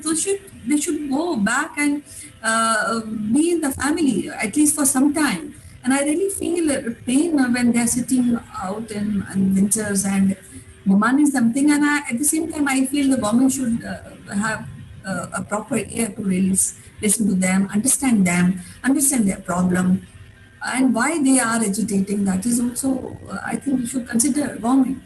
Government should consider this. Correct. So I think my another perspective to this handling of this is, uh, no single formula which has worked before may work this time.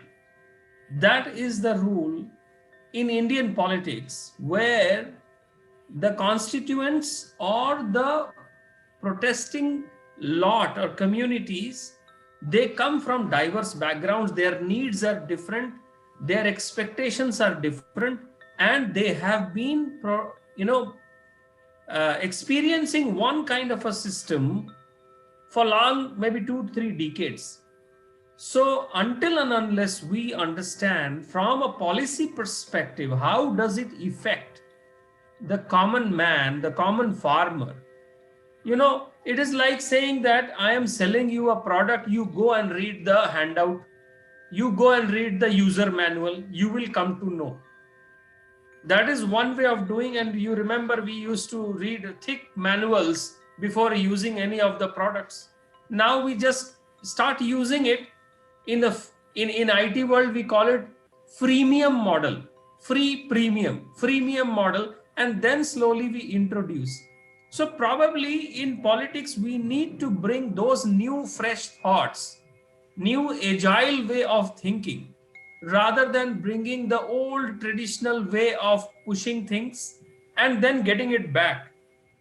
And I think when we engage with the crowds that we see in the protesting areas, it is very, very hard. And knowing the community of farmers, they are really very resilient.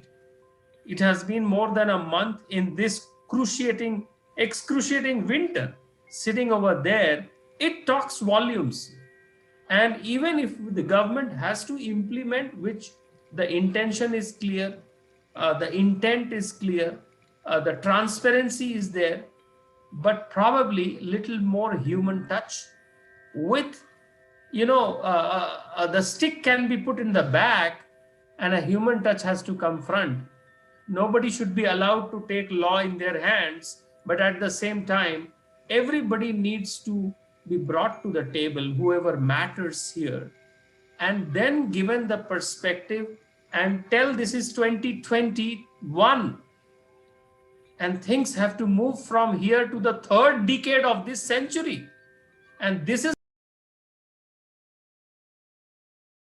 for farmers. So the story, the narrative, and you need, from a political angle, you need friends in another political parties also. People like Pranab Mukherjee who could cut across the party lines, who could, during our Vajpayee ji's time, Mr. L.K. Advani was the person who could cut across the political lines. So we need to create those leaders in the current government who can go and make the consensus from the other side. and bring people on table. So we need probably a real Chanakya here, Kanchan. Yes, when you're talking about these leaders, I recall leaders like Charan Singh and Lal Bahadur Shastri. And you know, today is the death anniversary of Lal Bahadur Shastri ji. So, Yes.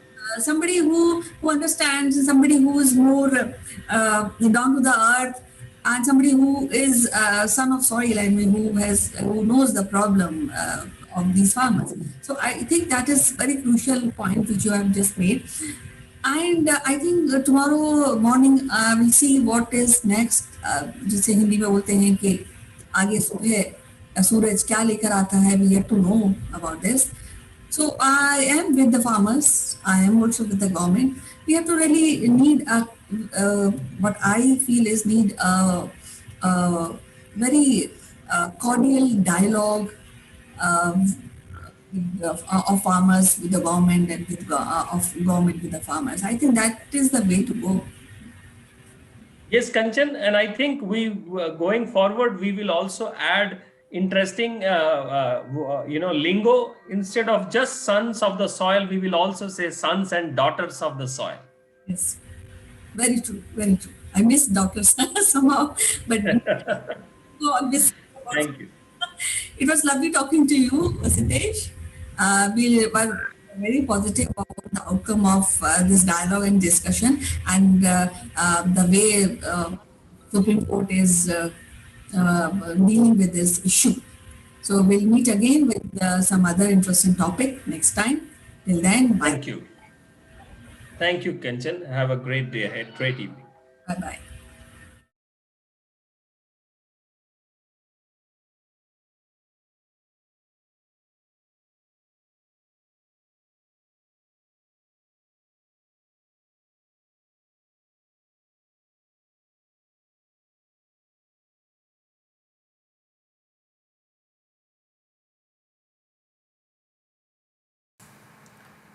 Hello friends, this is Chandra from Akulmach Technologies, and as you all know that we have a platform which is helping a lot of companies worldwide for their lead generation,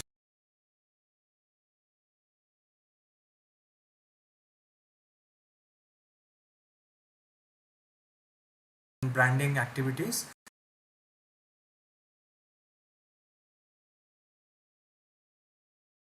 The platform is called Top Brass, and in order to enhance the offering on this platform, we have started a new video initiative called Likeable Leaders. Under this initiative, we interview the popular CEOs or the budding CEOs who have been successful in their own way, and they've got a lot of experience, who would like to create an inspirational story around themselves and inspire their own team as well as their industry colleagues. So the Likeable Leaders section of Top Brass gives an opportunity. In this section, we will ask certain questions which will help you establish yourself. You can share your stories of success, of failure, how you basically overcome any bad feelings if you have. How do you discipline your life? How do you bring focus to your own activities? What sort of books you read?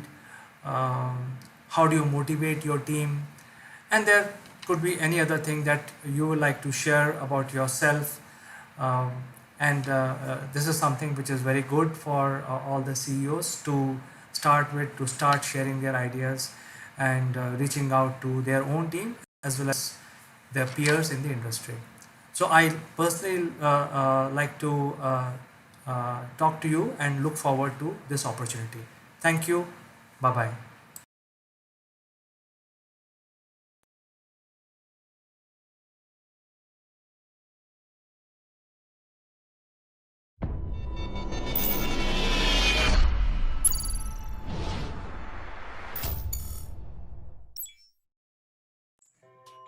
Hello friends, I am Kanchan from Akulmach Technologies and you are welcome to Top Brass. Today we have Siddesh Srivastava from South Africa, Johannesburg, and as you know he has a deep interest in corporate training and he has been training very profound professionals like IT professionals and marketing professionals. So welcome to the show, Sitesh. How are you doing today? Kanchan, hi. Good day to you. I am very, very well and happy speaking to you again after the last week. And let's begin our interesting journey of conversations. Yes, so it is so amazing, no? So that we have a language to share our desires, our ideas.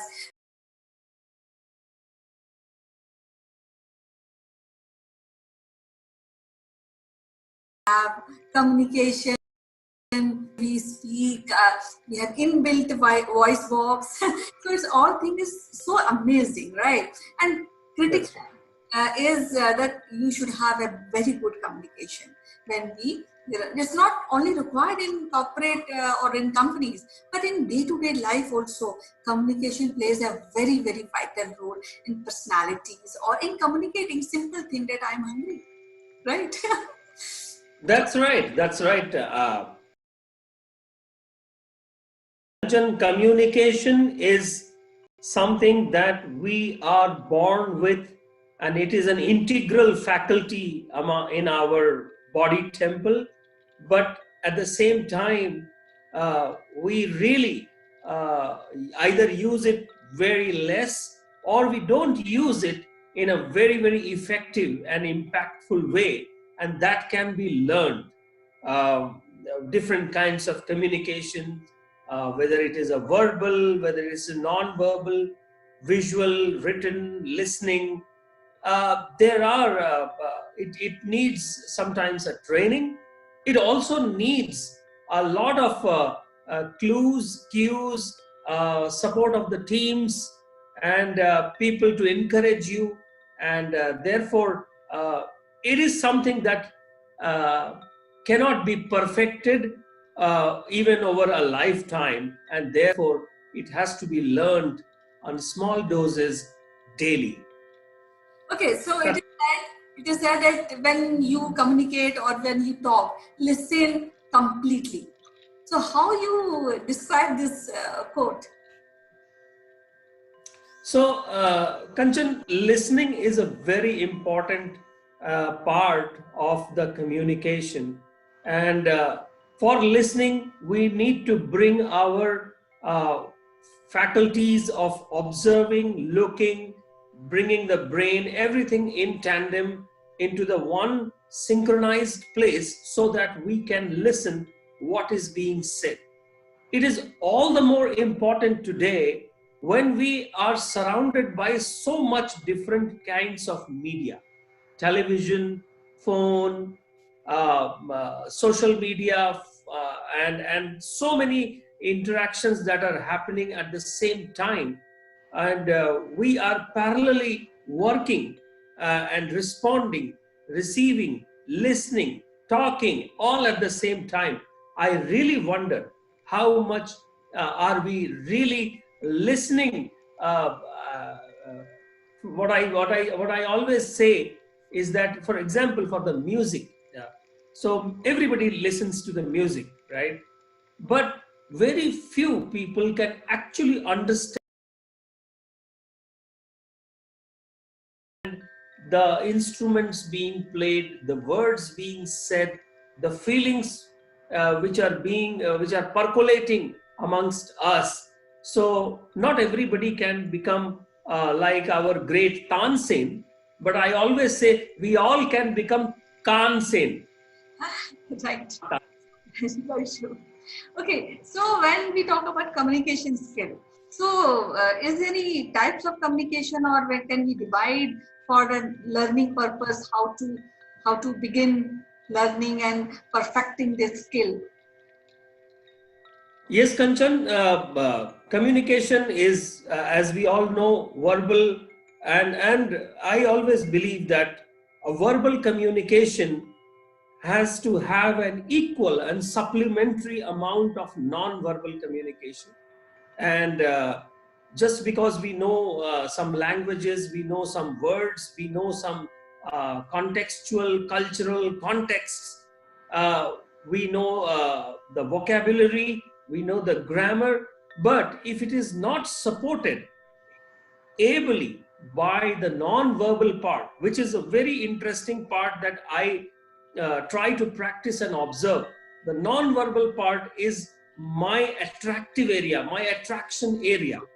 And in the non-verbal communications, of course, there is a visual one, there's a body language, there are gestures, there is posture, there's a physical appearance, and there is a great golden silent communication, and sometimes communication through actions, symbols, touch. So my attractive area is non-verbal communication. How about you?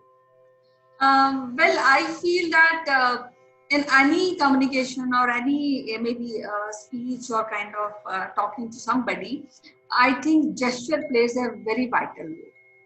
Suppose we are talking about some serious aspect and then we are not, our whole personality is reacting opposite. So the communication is all blue. So we have to learn, like even moving your hand is a part of a gesture while talking. So sometimes people stand like this in communicating, holding their hands. So this is generally this is said that it is not a right posture. So what I understand is that gesture plays a very vital role with the language, command of the language. True, very true. So we will be discussing further, and you have pointed out some very crucial point in non-verbal communication. So we'll be taking this ahead in our next video. And same as usual, it was so wonderful to talk to you. Yeah, let me end our today's conversation. As you can see my background image, and that is a very relatable image to the communication. And we are using English as our language in this series. And I remember a very famous Urdu couplet, but I will translate it for the English purposes for our viewers and listeners. So communication is something like that we have to reach to somebody's heart and mind, and it is a distance. So reaching to somebody's heart and a mind is a distance, and communication is the vehicle through which we measure and we reach, or we try to reach to the person's mind and heart. Yes, Thank you. It's a bridge. It's a bridge, which It's a bridge. Yeah, you can reach to other person effectively. That's right. That's right. So till next time, that is tomorrow. See you again. Bye bye. Take care.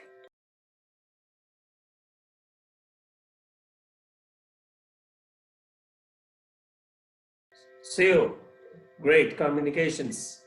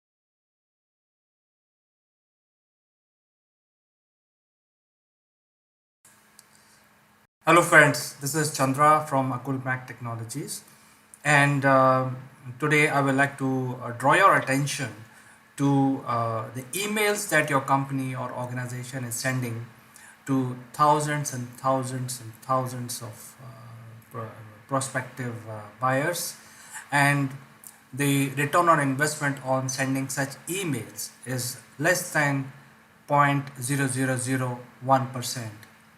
All these emails are getting deleted.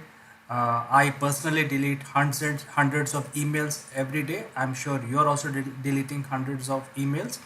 Some of the companies have set up the spam engines which filter all these emails out. Yet, most of the industry feels that this is the only mechanism to grow your business by sending emails, by flooding somebody email boxes, by talking about your technology, your white paper. At the same time,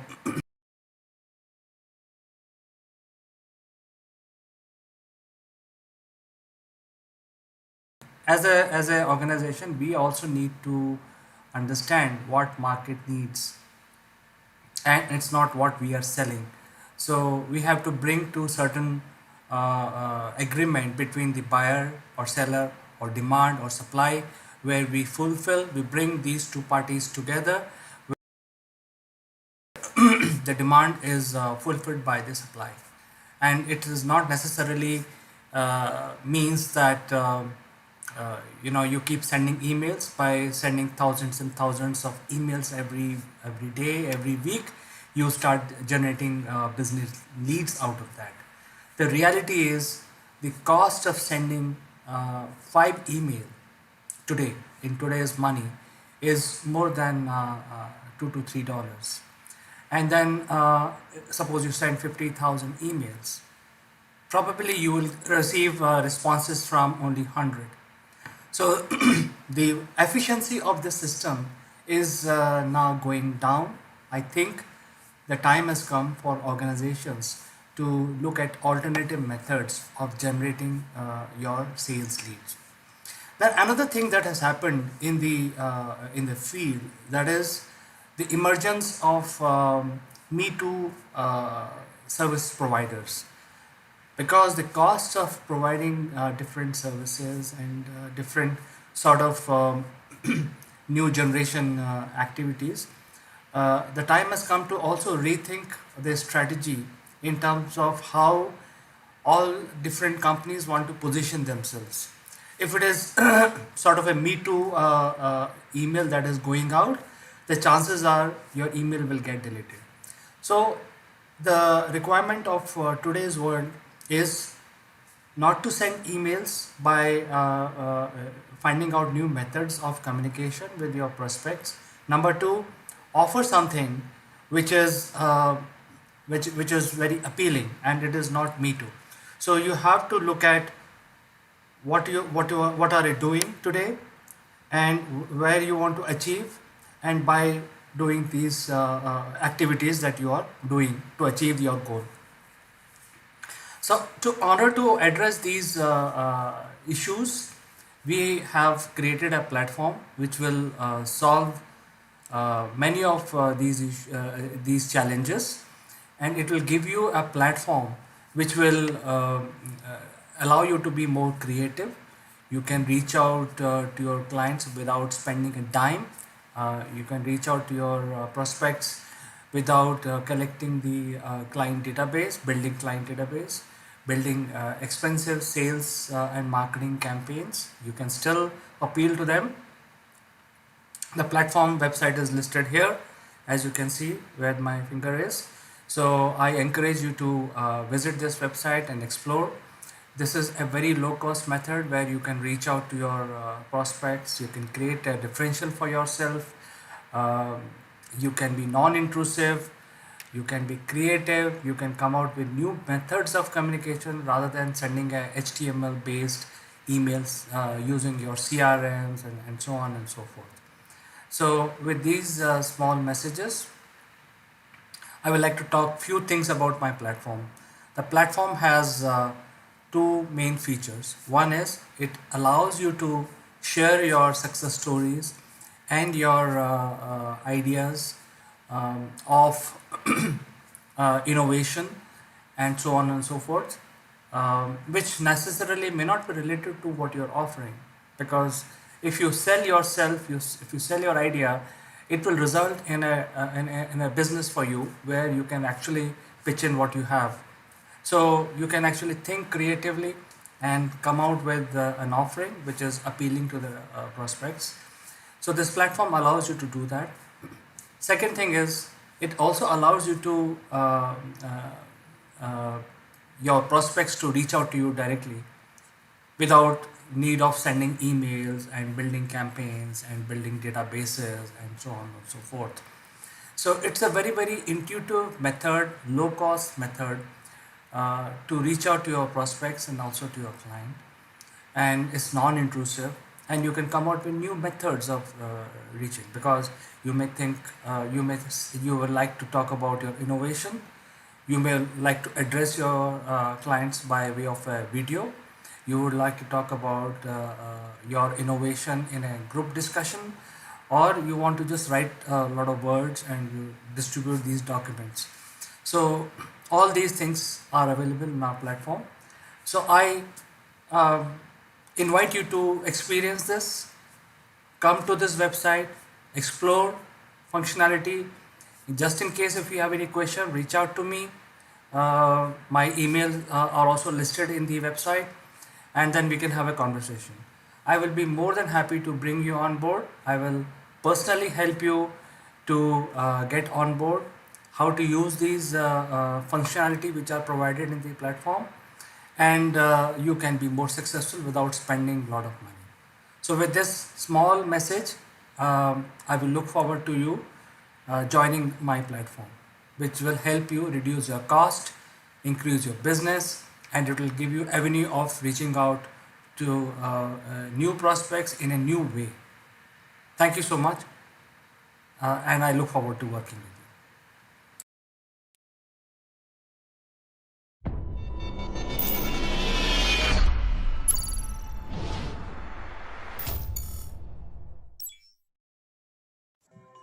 Hello friends, this is Chandrakant from Akulmach Technologies. Welcome to Top Brass. Let me also welcome my friend from UK, Mr. Naval Gant. Naval, good morning. Good morning, CK, everybody. I hope you're alive and well and looking forward to what's left of Thursday. That's right, Naval. In fact, one very,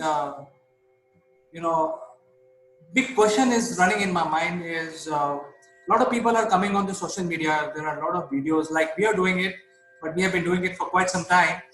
But when people come on social media, they talk about subjects without realizing how they're getting perceived. And the whole point is that whoever is watching is their client. So does you know your client, and whatever you're speaking is relevant. So I think I would like to ask you, what is your opinion on this subject? Well, it's an interesting subject because, yeah, there's been a rush towards the digital arena. But the rush has caused a lot of people to run before they can walk. And just let's take, for instance, the very simple piece about social media. I can see your background. It says Akulmach. Well, now I know immediately that you are there representing Akulmach. You've thought about it. It's part of your bio, because there's this word bio. It's only a small word, 3 letters, and it's short for biography. Okay, so your biography, if you look at your biography on Twitter, on Facebook, on LinkedIn, does it reflect you? Are they consistent? Do they say the same thing to slightly different audiences? Because your audience on Twitter isn't likely to be the same, exactly the same, as Facebook and LinkedIn. And on LinkedIn, as you know, CK, Akulmach has got a company page, hasn't it? Because everyone rushes, because LinkedIn say you need to create a company page. So everyone rushes and puts a company page there. But does it reflect who you are? Because a lot of companies are one-man bands, small businesses. Does it reflect who your team are? Is your LinkedIn profile got the same purpose as the company profile on LinkedIn? These are really simple questions, And we all need to look at them and answer them, because sometimes our bio changes. You know, I have almost like a personal bio on Facebook. Don't really use it for business per se, and I'm there, you know, fundamentally because people say, "Have you got a Facebook profile?" Well, no, I haven't, but now I have. Your Passport to Grow has got a company page on Facebook.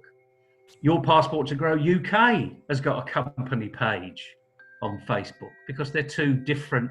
It's two different audiences. They're in two different parts of the world. So really, you know, people buy from people, and it's your bio that they see first. So when they look at you on Twitter, so for instance, Andy Murray, very famous tennis player. For anyone that's in the tennis world, they will know who Andy Murray is. What do you think it says on his bio? Does he say Wimbledon champion? Does it say Grand Slam champion? Does it say, what do you think it might say? Well, if he has this company page, then he should talk about that he is a Wimbledon player and Grand Slam winner. But on his own page, because heart of the heart, he is a tennis player, so he should talk more about the techniques of tennis or something about tennis, because that is where he's coming as a professional. Yeah, absolutely. So you've rationalized it as to what he should be portraying. Well, he's obviously got someone very good at marketing, because he's got 3 words, and that's his bio. There's a picture of him above the 3 words, and it says, "I play tennis." Fantastic. Brilliant. Absolutely brilliant. And he's got 3.5 million followers to boot, because they know who Andy Murray is. So he's going to be talking, his Twitter feed will be talking about tennis and the tournaments and maybe a few techniques. Especially during lockdown, he did some tennis in his garden, playing with his wife, who isn't really a well-known tennis player. His mother's a well-known coach, but his wife isn't a well-known tennis player. But it just goes to show that you could do things actively as a couple in your back garden. And it was absolutely brilliant. So let's take another one. What about Iron Man? What do you think? I mean, everyone knows who Iron Man is, don't they? You know? If I Marvel Comics. What do you think his bio says? Well, Neville, to be very frank, if I'm inspired by the Avenger movies, then he should simply say, "I'm Iron Man," because that's what he says. With an F word, he says, "What the F?" And he says, "I'm Iron Man." So he's not like hiding his daytime and nighttime personification, separate personification. He's coming out as one entity, as Iron Man. Well, in some respects, he's gone one step further, and I think it's brilliant. And I hope it's still the same. I mean, you may change it on a daily basis. I don't know, because I've only just looked. It says, "You know who I am." So in other words, you know, if you land on my Twitter page, you're here for a reason, you know? So I'm going to help you with that reason. And if you're not here for that reason, then go away. You're not going to be interested in what I say. So it's really filtering out people that are not interested, which is, to me, it's really good. I mean, I to be honest with you, I probably need to have a good look at my bio, having seen some of the creative ways people get out there. But if you're really going to get into this arena, just think about who you are, what you do, and who you do it for. You know, we're not going to have the accolades of, a world-class tennis player, or indeed Iron Man, where we all sort of know from the Marvel comics who he is. But if you're going to put yourself out there, just think a little bit about who you are. And say it. Tell people who you are, what you do, why you do it. And you'll attract the audience that you deserve, frankly. It's as simple as that. Does that make sense? Yes, Neville, in fact, let me share what I was doing with my profile on LinkedIn. I had my name, I had my picture, because that is what I want to project, that I am so and so, and my photo is, I look like this. to whoever comes and visit my profile, they will know exactly how Chandrakant looks like. But in the banner, I had put a picture of a conference where I had attended. It's basically a Gartner conference. So there, the message I'm trying to give to the person who visit my profile is that, I am such a great guy. I wine and dine with the CIOs and CEOs and all that because I go to such events. But then, to be very frank with you, I changed it about 8 months back or 8 or 9 months back. And the same question which you are asking, I had to ask myself. And I said, look, I'm doing Akulmach. Akulmach is a new kid on the block. And my profile has to add to Akulmach. And it should not happen that, my profile sort of overshadow the company itself. So I changed my profile in LinkedIn, and I brought the Akulmach trademark as a banner. So I am sort of merging them together. So I think that's also important, because if you are a CEO of Merrill Lynch, then you can say, hey, I do finance, let's say. Like Andy Murray is saying, I play tennis. Iron Man is saying, I'm Iron Man. And the CEO of Merrill Lynch will say, I do finance. But if you're a startup and a new entity, I think your profile has to depict what your company is doing. That is my 2 cents on the subject. No, you're absolutely right. I mean, it's called Marketing 101. It's everything. It's what we should be taught in when you look at branding in any arena. We should be teaching this to 14, 15 and 16-year-olds, because at that age, they sort of know who they are. They may not be able to express it in the ways that, when you get a little bit older, but knowing who you are and what you do is key to actually getting this right. And as you say, what is Akulmach? The question that most people say is, who is Akulmach? And they will see you. And if they see you and Akulmach says, well, this is what we do, and they see you and this is what you do, and there's no connection, actually they're going to say, well, I don't really understand what Akulmach is then, because it's not you. And this is where I think we all make mistakes, frankly. I mean, some people that profess to know me really don't know me at all, because they don't have any idea what context I'm working in and why I'm doing certain things, unless they ask. But if your bio reflects the things that you do, then perhaps it helps them, think a little bit about what you do in your arena, why you do it in that particular way, how you say things, why are you saying it. So we all rush to put a digital bio out there. We all rush to put a business card that says, CEO, I do everything, or I do everything no one else does. But you don't see a business card that says that, do you? It's the persona of who you are, and it sort of gets you through a door. But like anything else, this is who people see. And in the digital world, you can't hide. No, you're there forever. So good on Andy Murray saying I play tennis, because yeah, he does. And now I know everything that I see on that particular Twitter feed is going to be about tennis.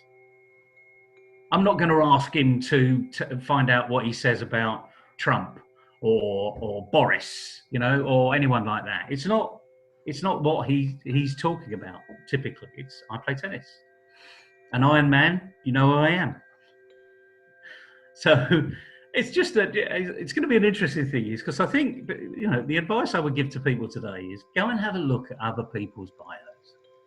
Look at the famous people, because they probably spent a lot of money with some very big marketing companies to come up with that bio. So take a leaf out of their book, and just take a look around. Yes, Neville, in fact, it's a very good advice that you're giving. And ladies and gentlemen, I want to say that To build your organization and to build your company, it requires a lot of thinking, lot of thinking out of the box, positioning in the market, lot of branding tricks are required. So this is just one of them that we are discussing. If you want to know more about it, how to take this forward, how to build your brand using the digital platforms or physical, do write to us and we will have Naval Gant respond to you. So thank you very much, Naval. Pleasure. Not as though I'm always going to get it right, because I'll probably get it wrong more than I get it right. But the point is, we'll have a conversation. We'll get you to think and take you into a completely different arena sometimes and coach you into what's right for you, because that's the most important. If you are not living what you do, you either stop it or you change what you're saying, because it's not who you are. Simple as that, really. Thank you for your good words, Neville. It will help our viewers to at least make a little bit small changes, and we will come back to them with more tricks and techniques and tips in the future episodes. So, goodbye for today, Neville. We will meet up tomorrow again. You have a nice day. Have a nice day, CK. Good luck, everybody. Bye-bye.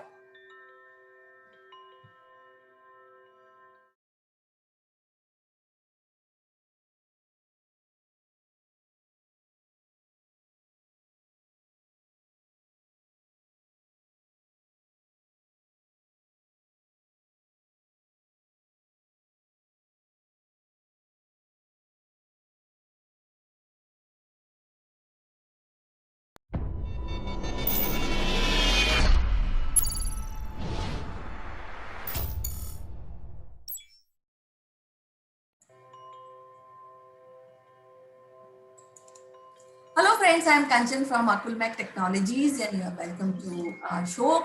And as you know, we have a interesting guest today, Sitesh Shrivastava, who has a deep interest in corporate training. He's closely associated with broadcasting and work across all continents. And we'll be discussing about one of the very interesting topic, which is Ayurveda. Now, Ayurveda medical system from India has been used for thousands of years. The goal is to clean the body and to restore the balance of body, mind, and spirit. It uses diet, herbal medicines, exercise, meditation, breathing, physical therapy, and other methods. To know about this and whether Sitesh practice Ayurveda in day-to-day life, let's listen to Sitesh. Welcome to the show, Sitesh. How are you doing today? Thank you, Kanchan. I'm doing really well, and a great Diwali wish to all our listeners and our viewers. And I hope they all have enjoyed their festivities. How have you been? Yeah, I'm very fine. We have celebrated Diwali, the festival of lights, enjoyable. All these past days was quite good and enjoyable and different from our day-to-day work. You know that. Yeah, that's what the festivals are for. And that too, in this pandemic times, any festival is a welcome sign, because we are, for some time, for few hours, for a few days, we are moved away from the negative thoughts of this.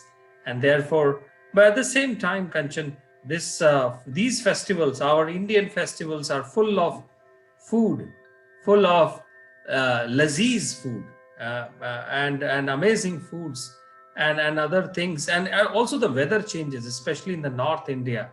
The weather changes. You are in Delhi and you can tell us more about that.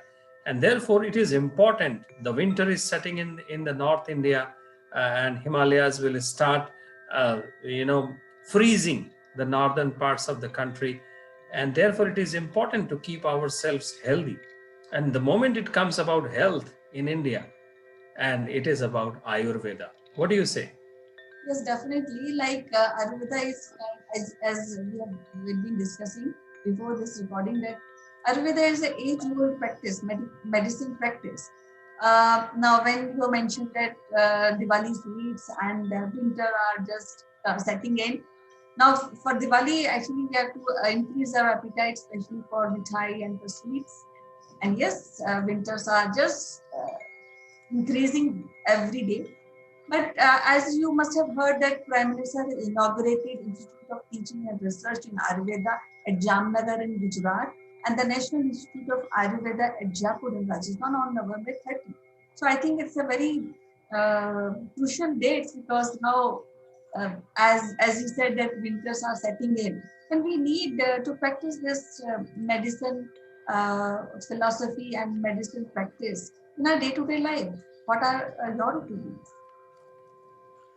Yes, Kanchan. So Ayurveda has always been part of our Indian system from antiquity, and there is a Ayush ministry in our country, and which we have recognized not only Ayurveda but other homegrown, local, this peninsula-grown medicinal techniques, and this is something which works more in tandem with the nature, the healing parts of the nature, the plants, the herbs, and we have our mythological stories.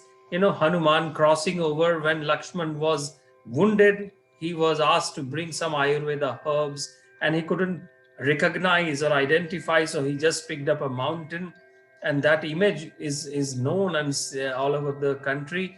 And therefore it is very, very important for our current youth, not only our old generation, to understand the importance of Ayurveda and try to practice it, because it is less reactive like an allopathic medicine, isn't it? Yeah, I think it's a long process of this medicine because you have to continue. Like allopathy, it gives a relief instantly, and sometimes it is said that it can affect other organs. Maybe you are having treatment of temperature or fever, but it may affect the medicine itself may affect to other organs of the body. Whereas when we talk about Ayurveda, it is a slow process and it is said from very age, from very long time, especially in India, it's being practiced. And many people still rely on this medical practice and they take medicine from Ayurveda. And in our day-to-day life for past few years, for a couple of decades, I guess, most of Indians are practicing Ayurveda and it's becoming popular overseas also. When we talk about that, because now, as we have mentioned, this institute being opened, when inaugurated by Prime Minister.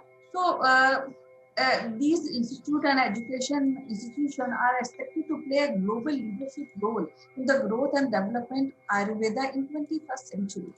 And I think that's a very, very good news because many in the people in outside country don't understand the importance of Ayurveda. That's true, and I think it is very interesting to see the new products coming in the Ayurveda sector. Many companies jumping in, and we have so many different solutions and concoctions and medicines. They are being popularized. In my days, it was Drakshasam or Dashmula Risht, and at maximum a Chyavan Prash. But today, when I go to a shop there are shops on Ayurveda where I can find Ashwagandha, I can find Yashti Madhu, I can find Arjuna, I can find Giloy juice, and so many things. And it is so nice to see that something we are not only developing and popularizing in the youth, in the new generation of people, about the stuff that we already have, and we don't need to really depend on those allopathic medicines which are basically patented in the West, and we have to pay a huge royalty. We can't just use them as they are, and therefore this is something which interests me. and it also enhances and encourages people to live a better active life. And don't worry about the too much of those allopathic medicines or the Western medicines that we have. So within our Ayush ministry, we have yoga, we have naturopathy, we have Unani medicine, we have Ayurveda, and we have something called Siddha Rigpa. It's a Himalayan treatment in the Himalayan region. So this all has been combined under the Ayush ministry, and under those Ayush ministry, these two institutions have been inaugurated for Ayurveda research, and I'm really happy about it. And one another point that I want to bring is that while growing up in the northern India and the various parts of eastern India, I saw that if a doctor does not have an MBBS, he is not really seen in the society as a very, very proper doctor. Okay, he must have done Ayurveda or he must be a homeopathic. But now, with the push that this government is giving, I think they will be at par with our MBBS and MD doctors. And the Ayurveda doctors, the Unani doctors will be proudly putting the doctor, and they will get the same respect. What do you say? Yes, Satish, because what I feel, though it's my personal feeling, that Ayurveda gives you an opportunity to change your lifestyle, gives you an opportunity, a platform to live a healthy lifestyle. Because if you see in our kitchen also, we use in day-to-day working of our kitchen, we use herb, which is turmeric, and we don't give a certificate that is an Ayurveda herb. So I think people, especially young people, should understand that the Ayurveda is a kind of medicine, a line where it stops you to really fall ill. Actually, it increases the immunity. It gives you a lifestyle which is very much in nowadays, and I think we should not give Ayurveda study as a second rated study, but I think it should be placed at par or maybe before allopathy, because allopathy for lifelong, our parents and me, I've been telling everybody that it somehow gives more ailments rather than living a healthy life, isn't it, Satish? Eh, yeah, Kanchan, and to tell our viewers that uh, we should not think that Ayurveda is only about Indian traditional medicine. It has been recognized by World Health Organization, and when I have seen outside India, I have seen in Japan, I have seen in South Africa, that every country, every geographical region has its own traditional medicine. In India, we call it Ayurveda as one of the stream. And to tell our listeners that the global Ayurveda market is almost like 4.58 US billion dollars. It was already known in 2019, and it is growing by 18% every year uh, around the world. There are markets beyond India in the Asia Pacific, in northern countries in USA, Nepal, UAE, Netherlands, Italy, Russia, France, and I'm so happy to see some of these products like Patanjali products, Himalaya products, Dabur products. I have found them everywhere in the world, and people buy them. They have a trust on them, and they use it with pride. And not to forget to mention our own Vico Vajradanti. And I'm telling you, this is a satisfaction while we use these products, because we know they don't contain the harmful chemicals. uh, but I must suggest our listeners that when you are using an Ayurvedic product or a drug or a medicine, try to read those names For example, ashwagandha. Go and read about ashwagandha. It has been mentioned in the very old texts. Uh, Yashti Madhu, you mentioned turmeric, pepper, and our kitchen is full of our these stuff. And figure that out, the essence that our forefathers, our Ayurvedic doctors, the Charak Samhita had already mentioned thousands of years back. It is important when we read that. They are easy to read, they are easy to connect with a story. There are already so many stories around us about this medicine has worked wonders. Let's go to so and so Ayurvedic doctor, or a homegrown, what do we say, dadi maa ke nuske. It is important to understand, and we will have fun in reading those, and then when we use them, we'll feel happy. And when we are happy, 50% of the problem is gone, isn't it? Yes, and rightly mentioned, because education is knowledge, and when we have knowledge about herbs, about how to live a useful and peaceful and productive life, I think Ayurveda plays a huge role in that.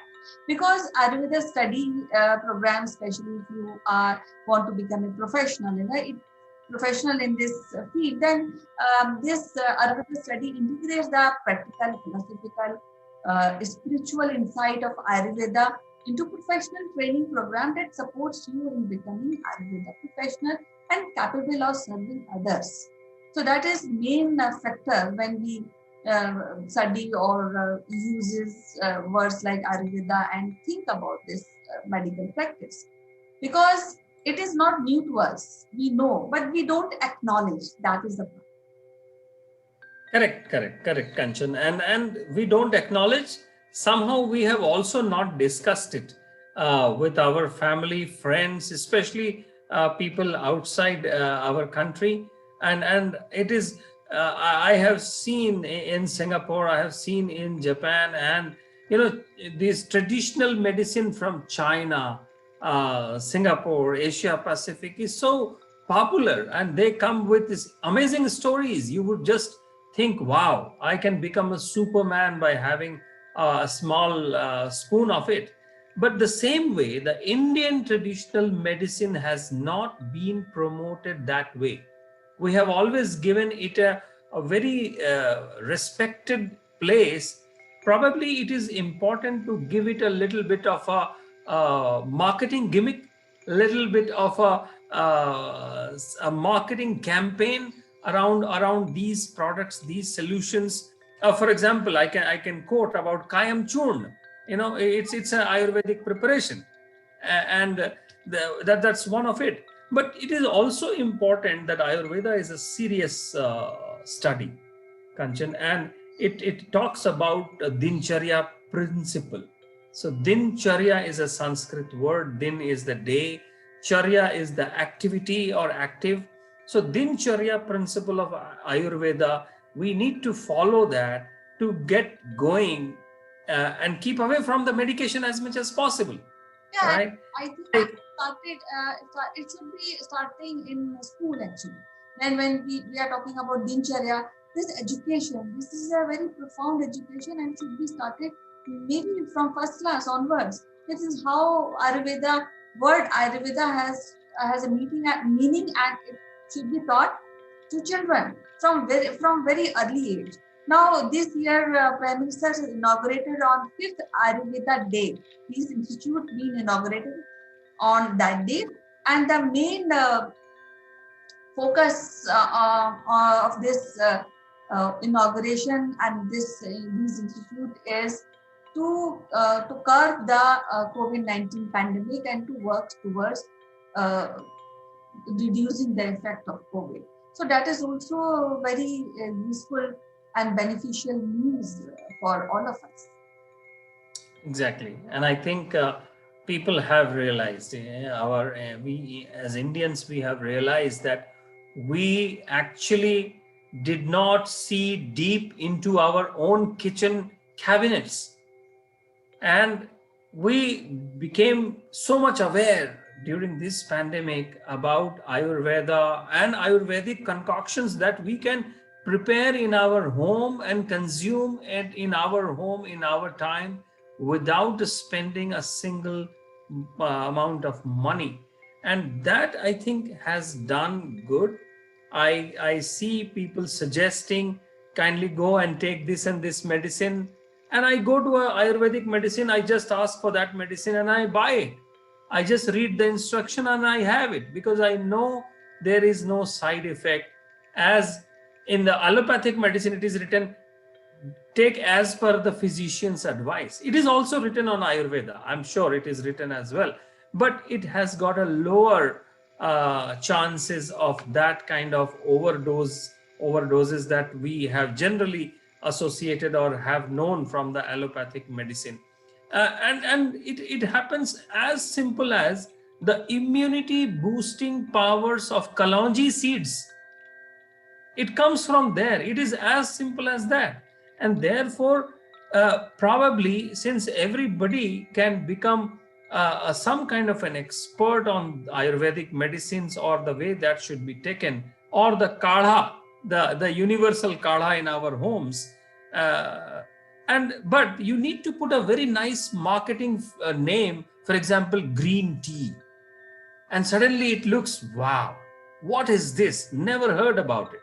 So little bit of a marketing campaign around the goodness helps, and we live in the world of global marketing.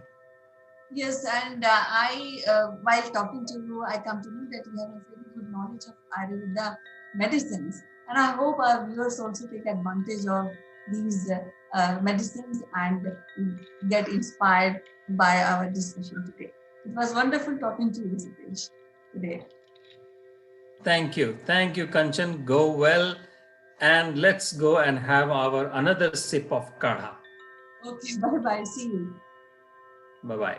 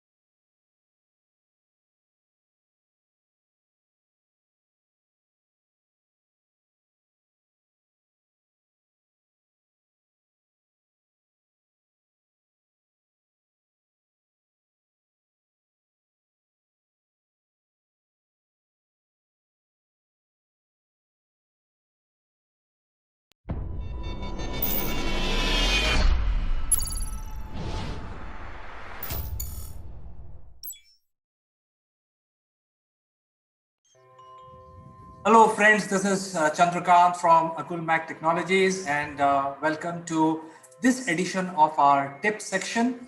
And I would like to draw your attention to major news which arose this morning. The whole of England, and because we are all connected with social media, so the entire world has seen it. But before we start discussion on this news item, let me invite my friend from London, Mr. Naval Gun. Good morning, CK. Good morning, everybody. And yeah, it's international news. It was a highlight on BBC Breakfast News, and I'm sure it'll be on the World Service later on today. And what is it? I sent you the link. What is it? What is the news, do you think? Well, I don't want to spill the beans, but since you asked me this question, I can tell you that there is a photograph of a person standing in a busy area, sort of a railway station or a bus station, and he's got something written on a placard which is hanging from his neck. So, but I leave it to you to explain it. Well, it's really simple. What we hear today is there are no jobs. And even if there are jobs, what's the point of applying? Because there are so many people applying for jobs. And I go online and I put my CV through and I'd never get a response. When they do a recruitment fair, I turn up and I never get a response. We hear this all the time, and everyone says, oh, it's COVID, why bother? The point is, if you want a job, you need to go and get a job. It will not come and land in your lap. You need to network with people. You need to do something that other people perhaps aren't doing. So the common thing that people do today is they go online and they're trawling through all of the job sites and they're just applying, adding their CV that they've spent perhaps a couple of hours working on, and they just send it. Is there any reason, is there any wonder why you're not getting a response? Because you're just a me too. You and I talk about me too businesses all the time. You need to be different. You need to be doing something different to get someone to think, actually, this is a person I want to interview. Not give a job to, this is the person I want to interview. And this person you mentioned that's got this placard, he was dressed up in his normal livery that he wears. He was on a cruise ship for many years. Very senior position. Because of COVID, all cruise ships have literally, the cruise ship arena has condensed somewhat, contracted, perhaps even non-existent. His job was no longer available. Very senior guy, 63 years old, okay? Not 36, 63 years old. So he dressed himself up in his suit and tie, and he stood on Leeds City Station with a placard. Doesn't matter what it said on the placard, because he was handing out his CV. He was doing what they call this a stunt. Why is it a stunt? Because not many people are doing it. But he wanted a job. He wanted someone to take notice. And the really good news is, not only did he land a job, not only did he get onto the local newspaper, because it's a stunt, it's something different, but he landed a dream job. He's now head of training for a chain of restaurants. So he's imparting his 63 years of knowledge, a lot of it gained in the cruise ship arena, so he knows about customer service, and he's working in a chain of restaurants. Well, what better? You know, and this person hasn't got a plum in his mouth. You know, he doesn't speak the Queen's English, if you like, and jolly good. You know, he was a royal butler. You know, that's his history. So he was really properly trained. Now he's imparting that to a whole new arena of not just the restaurant chain, but young and old people. This is how we do it. Copy me. Copy me, you'll get it right. Well, it's a fantastic story, okay? But it all started with someone doing something different. And how many times do you and I talk about do something different? Well, the inspiration that I'm getting from this story, Naval, is that you have to shorten the curve. You know, when you're trying for a job, you are, as you said, me too, and you are lost in the ocean of thousands of applications.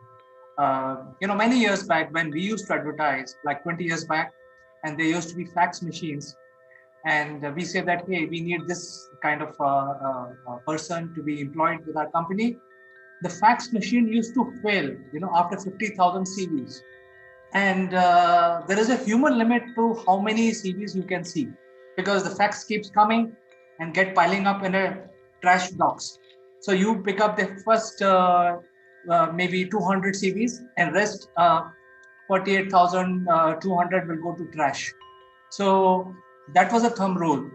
So only the first 100 or 500 CVs will be reviewed by the company, and rest of them will go in the trash box. So I think that is a thumb rule. You are actually doing it faster, better.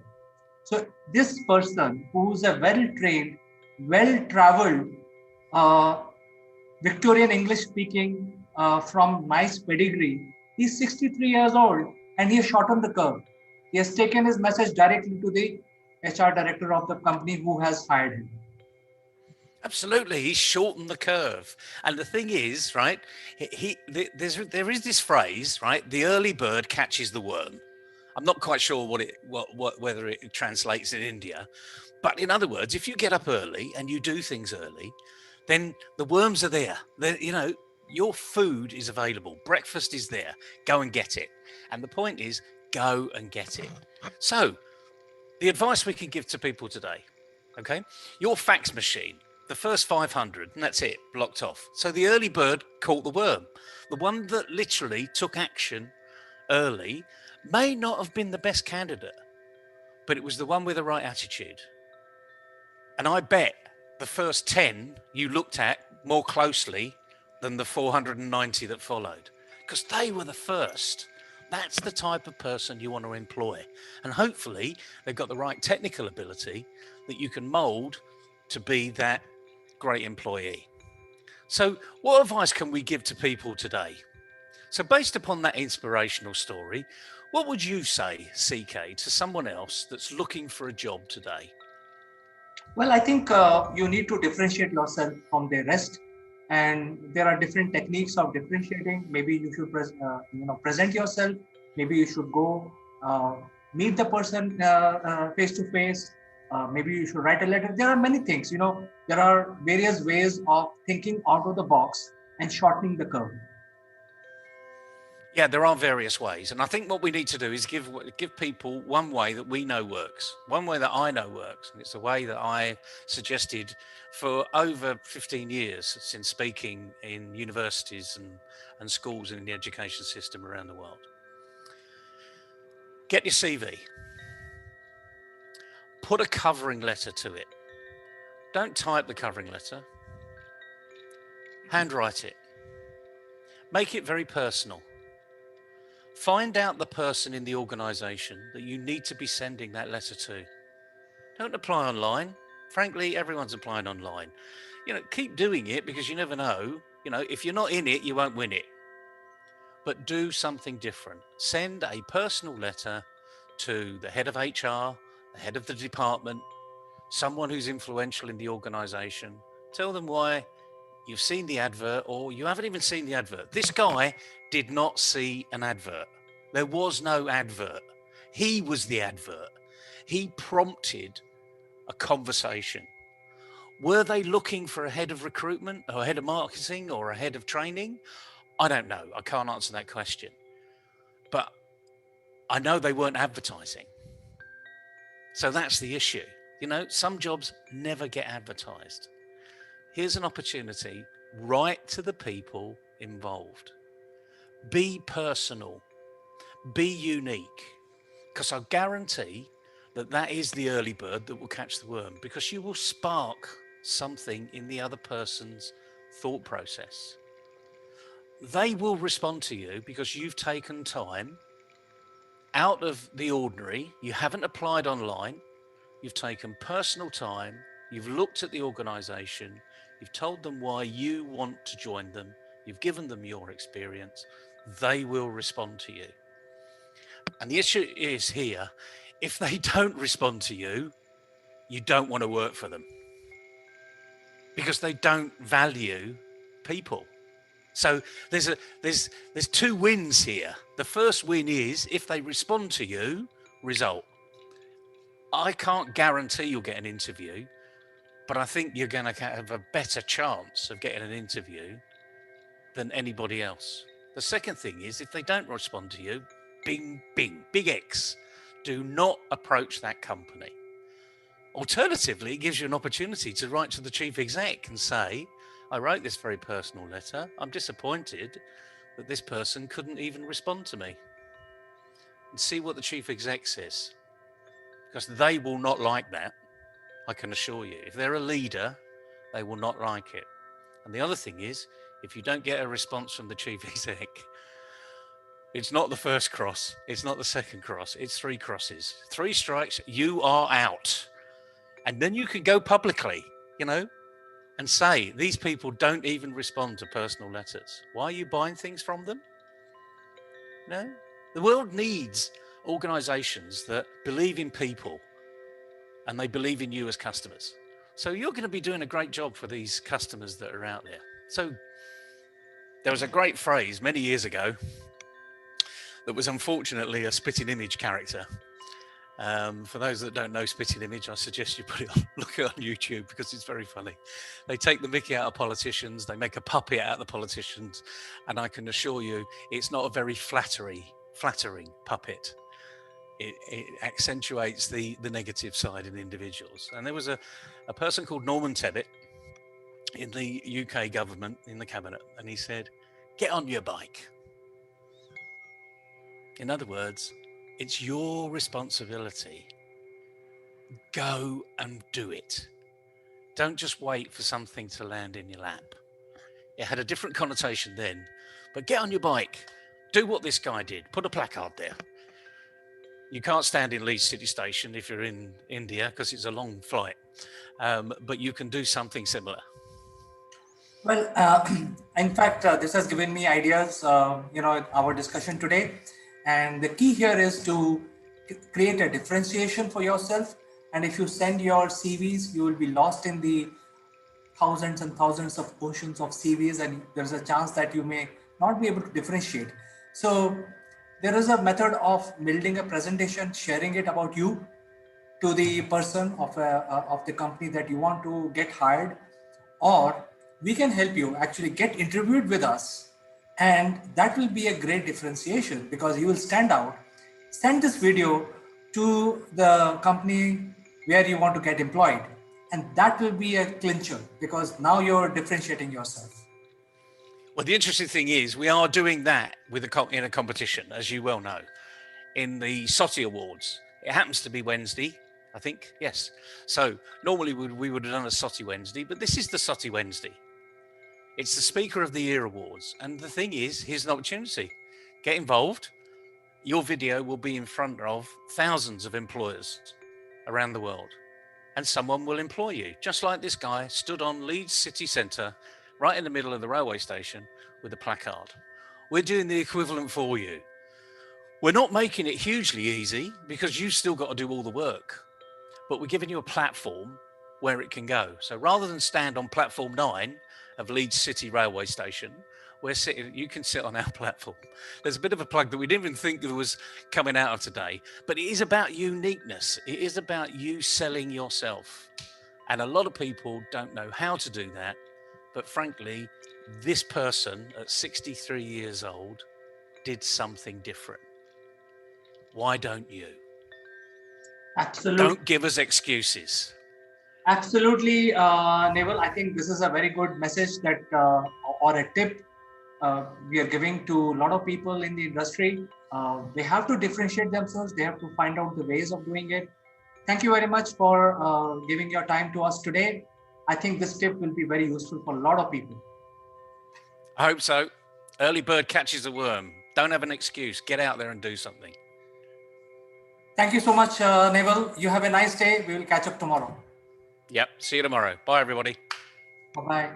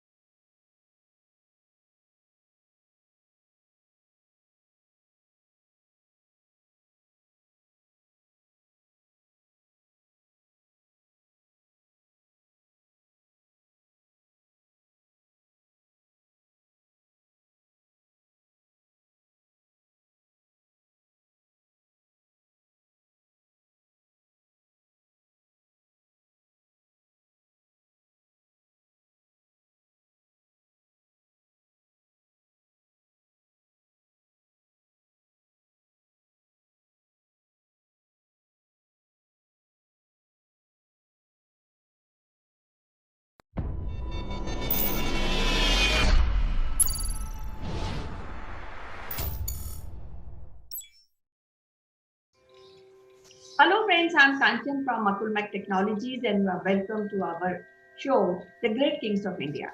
And today we'll be discussing about Bindisar and Ajatashatru, the great kings of Magadha. And to discuss about these wonderful kings, we have uh, uh, Shrimati Neeta Joshi, who is the head of the department at St. Anne's College in Hyderabad. So welcome to the show, Neeta ji. How are you today? Sure, Kanchan, how are you? I'm fine, thank you. So yet again, we are discussing the great king, Ajatashatru and Bimbisar. So I'm eager to really listen to you and what is in store about these great kings. Okay. I I will give you a little political backdrop before I start about Bimbisar and Ajatashatru. If you see in the 6th century BC, it saw the rise of Mahajanpads, districts. 16 Mahajanpads came into existence and some republics also. And this all happened in the 6th century BC, in which these Mahajanpads were fighting with each other for power. Okay, and this time the Magadha Empire, it rose. And that's why they say rise of Magadha.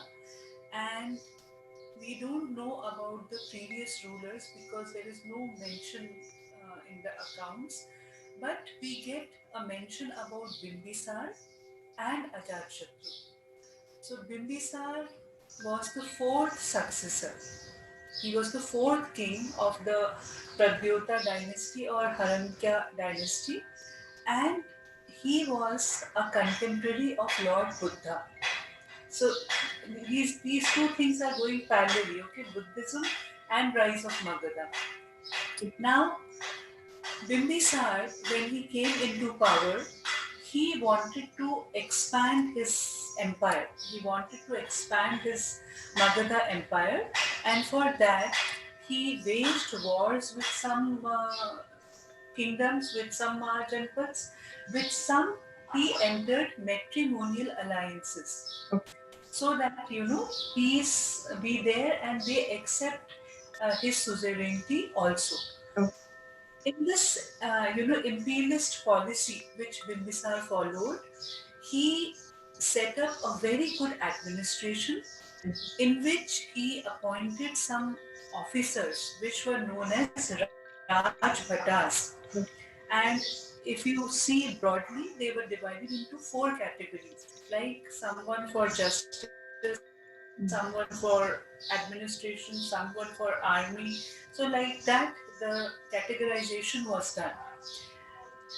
Apart from having a set of officers, what Bimbisar did was he gave autonomy to all his small kingdoms which were under him. So they were like Bimbisar was the head. Then there were these Mahajanpads and republics, but they enjoyed their autonomy. They were free to take their own decisions with the consent of the king. So this was the So something like setup. it's like a separate state, I mean, small state, and something like today when we have a federal system, small state, they are reporting to central. I think something like that. Yes. Okay. So this type of setup was there, and because Bimbisar was a contemporary of Buddha, so he some texts they tell that he followed Buddhism. Some texts tell that he followed Jainism, but the Brahmin accounts tell that he was the follower of Brahmanism. After Bimbisar, his son Ajatashatru came to power, but to come into power, Ajatashatru killed his own father. He killed Bimbisar according to the Buddhist tradition. But if you see the Jain philosophy, in the Jain text, it is mentioned that he poisoned himself, he committed suicide because Ajatashatru had imprisoned him. So different theories are there about Bimbisar's death. Now, Ajatashatru, when he came to power, he came to power around 492 BC and he ruled up till 460 BC. And he followed the same imperialist policy which his father followed. He tried to expand his empire. In order to do this, the first war he had with Prasenjit, the king of Kosala kingdom. And after this war, Prasenjit offered the hand of his daughter to Ajatashatru, Ajatashatru, and Ajatashatru married him. So again, matrimonial alliance. After this Kosala kingdom, he had to wage a war against Lichavis because that time two republics were very, very powerful. They were Lichavis and the Sakyas.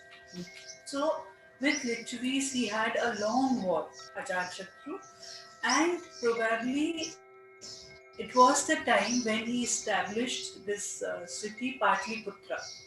He laid the foundations of Patliputra at that time when he had a war with the Lichavis. After Lichavis, he again had to wage wars with the ruler of Avanti because see all these small kingdoms which were there that time, they were powerful in their own territories. So with Prasenjit, why Ajatashatru fought was because he stopped giving revenues to Ajatashatru. Okay. So one by one, he waged wars, either by war, either by treaties, either by matrimonial alliances. He tried to expand his empire, and before his death, he was able to make Magadha a very, very powerful empire. Before his death, he had extended the boundaries of Magadha Empire far and wide. And one more thing because of which Ajatashatru is known in the pages of history is that he was the king who convened the first Buddhist council um, at that time. He patronized the Buddhist council that time, and Buddhist council was nothing, they were meetings. That was a huge meeting in which the monks, nuns, and either kings were invited, and they sat together and discussed how to compile the teachings of Buddha and how to propagate the good things about Buddhism, far and wide. So this was the main what shall I coin the word, main purpose of the Buddhist council. So it happened under Ajatashatru, okay, after the death of Buddha at Rajgriha. Rajgriha was the place, and this council was presided over by Mahakassapa, and they decided that how to give a shape to the teachings of Buddha so that it reaches more and more people. So Ajatashatru, he patronized Buddhism, and with this first Buddhist council which he convened at Rajgriha, he became very, very popular. But only one drawback which you will see in the personality of Ajatashatru was that he killed his father to come to the throne.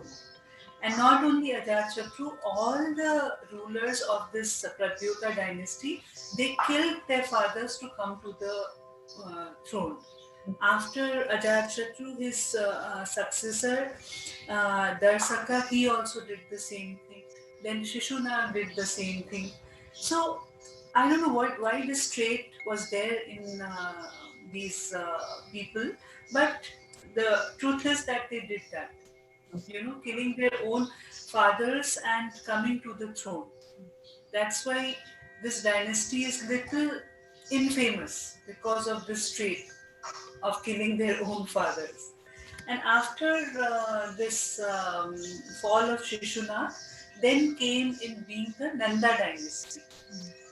Nanda dynasty, which was very, very brutal because they were not pro people. They only wanted to take more and more revenues for their own selfish motives. This is all about Bimbisar and Ajatashatru Kanchan. Okay, so I've heard that this Ajatashatru was a very great general, and he's invented few weapons, and one of them is a rod caterpillar, I guess, catapult, I guess.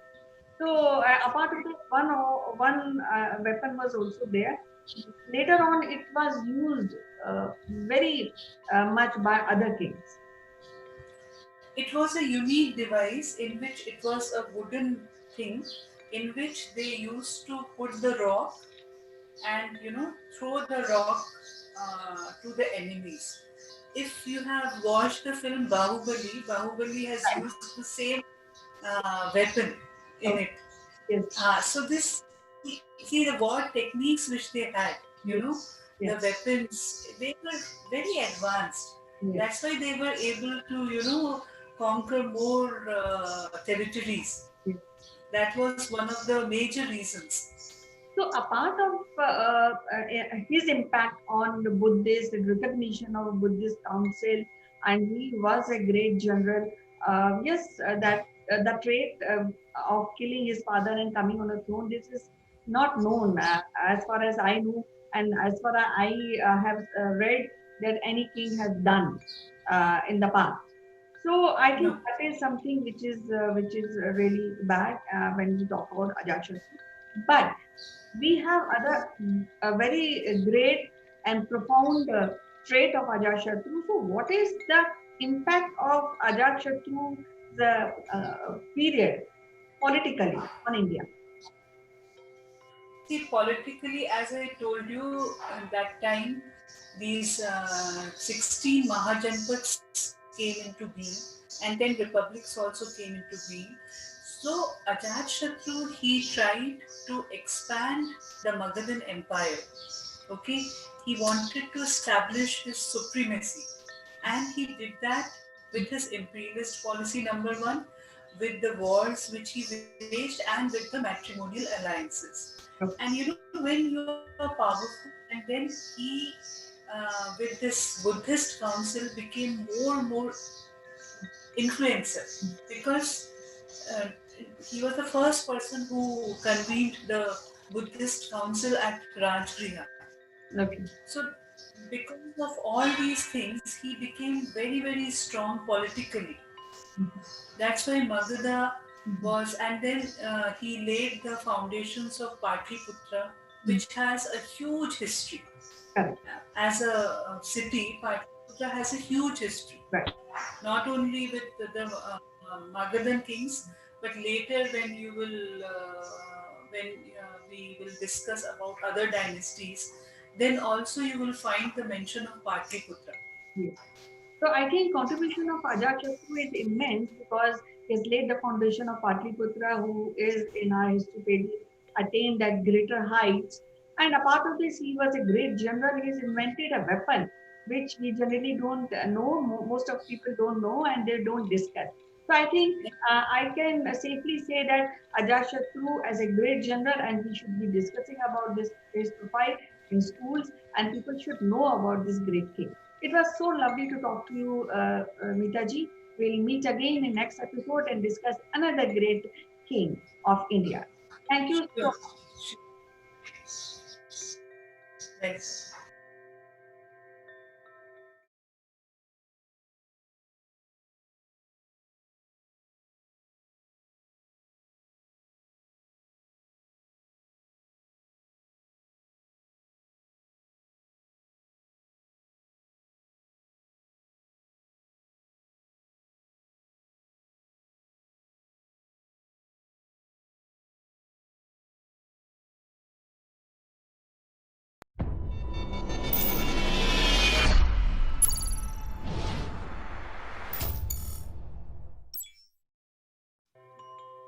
Hello friends, I am Kanchan from Akulmach Technologies and welcome to Top Class.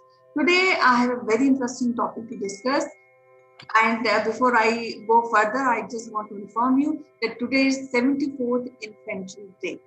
To discuss more about this particular day and share our ideas, I have Sitesh Srivastav, who has a deep interest in corporate training. He's been associated with radio broadcasting, worked in multiple continents. So, welcome to the show, Sitesh. How are you doing today? Thank you, Kanchan. Today being the Infantry Day, I would like to say yes, ma'am. I'm fine. How are you? Yeah, I'm fine. And I would like to extend congratulations and happiness to all countrymen and of course army people. So I just want to just tell you, put facts in front of you that it is a day. Why we celebrate is because this is a momentous day in 1947 when the princely state of Jammu and Kashmir was under attack by tribal raiders supported by troops of newly formed Pakistani army.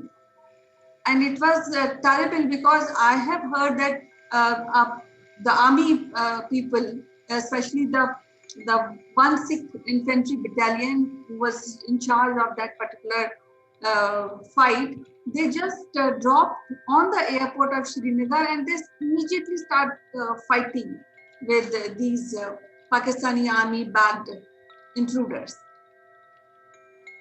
Yes, Kanchan. As they say, the army consists of the first infantry division and there are 8 million replacements. So every soldier, when he touches the ground, he or she, let us be more correct, they become the infantry people. They are the foot soldiers. And ultimately, infantry has been part of the armies across the world since very, very long time, ancient times. In India's case, they make the first successful mission accomplished just within 2 months of the independence. In August 1947, we got the independence. In October, our army had to rush to the place in Kashmir and they had to free the Kashmir Riyasat, as that was called by in those days.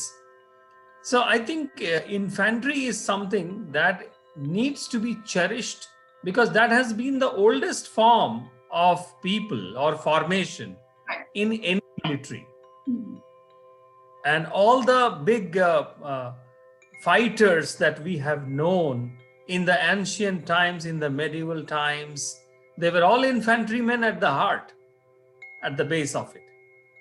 And today, when it is celebrated at the India Gate with the National War Museum, I think that is a significant respects to all those people who knew that the boots, their boots which were on the ground, can actually push the enemies out even if they are in hiding, isn't it? Yes, I want to just add, I'm very proud because I passed couple of years in Kashmir and can very well understand the pressure Indian forces undergo on these insurgencies or intruders fighting. So it's terrible sometimes. And to celebrate this day is not only one day. I think it is kind of throughout the year, maybe as a kind of, it's a part of your mentality that you appreciate the work which is being done by army since the independence.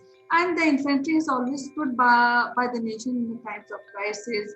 Infantrymen had displayed utmost dedication, courage, and selfless devotion to duty. So, and when we are celebrating, every year we celebrate October 27 as the Infantry Day, and you must have seen on television how they have put uh, respect on India Gate and to the soldiers who have sacrificed their lives in this work of dedication. Interesting. Yes, Kanchan. And the interesting part of today's respect ceremony is that our Chief Defense of Staff, General Bipin Rawat, and our Manoj Mukund Naravane of Indian Army Chief, they gathered at this National War Memorial, and that infantry division which held back the People's Liberation Army in 1962, they were witnessing it. You see the kind of message that was given by this ceremony today. And that is the might of Indian Army and the infantry people of India and the leadership who are leading this from the front So infantry is a military specialization that engages in the military combat on foot. And there are different variations, different formations of it. Some of them are mounted, some of them are unmounted. And infantry is part of those three pillars of army, which is infantry, cavalry, and armored vehicles. So most of the infantry action in the recent times have been seen in the World War One, World War Two, and then respective battle zones in the world. They are the people who get through the most casualties, Kanchan. The images of casualties that we see most of come from the infantry of the army, and it is the situational awareness that makes them smart, that makes them really agile in those terrain. They know the terrain in and out, and of course the army side, the enemy side also knows this. So it becomes more challenging, because I think it is more than the boots on the ground. It is what goes on inside the minds that sees them through the victory. Yes, this Isn't it? Indian inventory has been working in Siachen Glacier, on Thar Desert, also in Northeast insurgency. They have played an active role in curbing the insurgency, especially in Northeast and in Siachen. So it's tough to really keep standing and safeguard the territories and other aspects when it comes to general public, safeguarding the rights and the freedom of public. And I think every day and every hour, every minute, we should pay respect and salute to these smart and these brave Indian army soldiers. Exactly. And I think it is important also, I wanted to highlight this, that the infantry, being the foot soldiers, they are no less than the officers. They are no less than the people who actually give the command. And therefore, the general perception of the civil public has to be that it is army is not about the army officers. Army is about the infantry. Army is about the foot soldiers. It is the foot soldiers on whose shoulders the generals and the lieutenant generals and the colonels actually sit, and they see the victory through. So the services of infantry is actually priceless, is actually precious, and therefore I would think, or I would like to think, that they are very well taken care of in terms of salaries, in terms of the benefits from the Indian Army, and in terms of retirement, in terms of commissioning, in terms of progression, in terms of promotions, and everything, because army is also an organization. Yeah, I agree with your point of view, but I also want to put forward one thing, that in army, every right from top hierarchy to bottom, there is a different than when we see the corporate hierarchy. And I think the top generals or majors, they are the front warrior when it is a war. So I think they become inspiration while undergoing any war-like situation or any type of insurgency. So I think that's entirely very. We have in India, we have quite a professional army, and we have very able general at the moment, and we have very good general, and a story about them should be read and should be maybe a chapter on their personality should be included in the curriculum of studies in schools and colleges. So we had these kind of generals in our army. And regarding this 1/6th Infantry Battalion, who were the first infantry contingent in Indian Army who fought in Jammu and Kashmir. So I just like to salute them for their work and their bravery. And in the last, I just want to add a few points. That technological development in battlefield have changed. Now people don't currently fight one to one because there's the technology there. But then it is, I think it is unimaginable at this point of time when, at that point of time, actually, when in 1947, when these army professionals had to take care the intruders and they fought, they fought house to house and like mohallas to really take out these intruders from Jammu and Kashmir. And I am sure it was a very tough uh, call for them at that point of time. What are your ideas on this? No, I agree. When I was growing up, Kanchan, I have heard about 1971, that Bangladesh liberation war that was fought on our eastern borders and also on the western borders. Infantry played a very, very crucial role in the whole army formation. And to think about it, the Indian Army was fighting a war on the two different borders, which were at least 3,000 miles apart, the Bangladesh border and as well as the Pakistan border from the Punjab side and the Kashmir side. So definitely the infantry played a great role in that. And just to pay the respects to the infantry, Kanchan, we have some great Indian Army infantry regiments like Gorkha Rifles, like Garhwal Rifles, Brigade of the Guards, Rajput Regiment, Jat Regiment, Punjab Regiment, Madras Regiment, Bihar Regiment, Parachute Regiment, Maratha Light Infantry, Rajputana Rifles, Sikh Regiment, and several others. And I think it is a great time to celebrate these warriors, and let's not call them foot soldiers, because it's they are the soldiers. Everyone is a soldier. A lieutenant general is also a soldier. A brigadier is also a soldier. The soldier is the essence of this, and therefore it needs to be commemorated, it needs to be respected. And I think uh, we are doing a great job by highlighting their contribution in our India's security.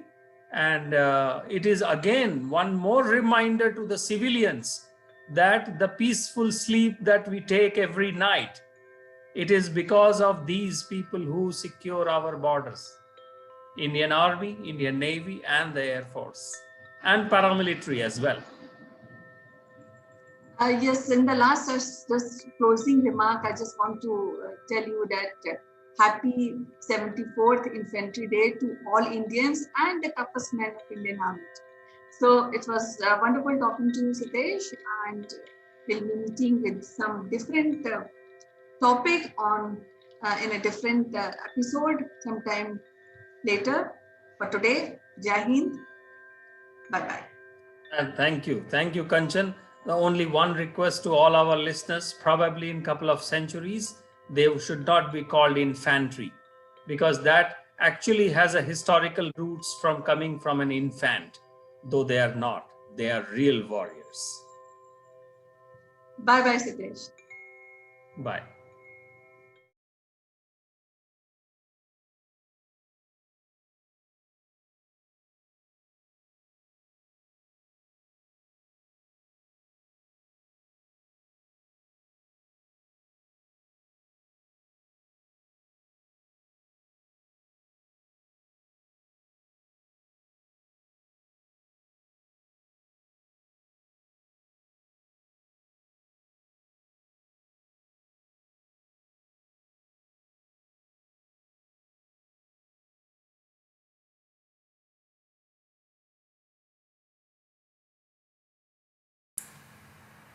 Hello friends, this is Chandra from Akulmach Technologies.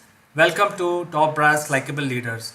This week I'm honored to present to you Mr. Subir Saxena, who is the head of IT Suppliers Management Group at Novartis, and he joins us today from Ireland. During the conversation, we will know about his journey and also some of the critical leadership skills that he impart to his colleagues and also the industry leaders. So without further ado, let me present to you Mr. Subir Saxena.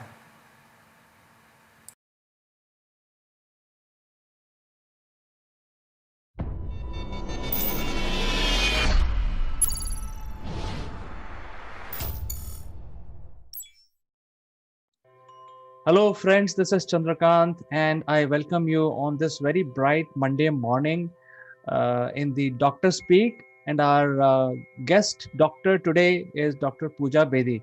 So let me welcome Dr. Pooja without further ado. Good afternoon, CK. Thank you so much.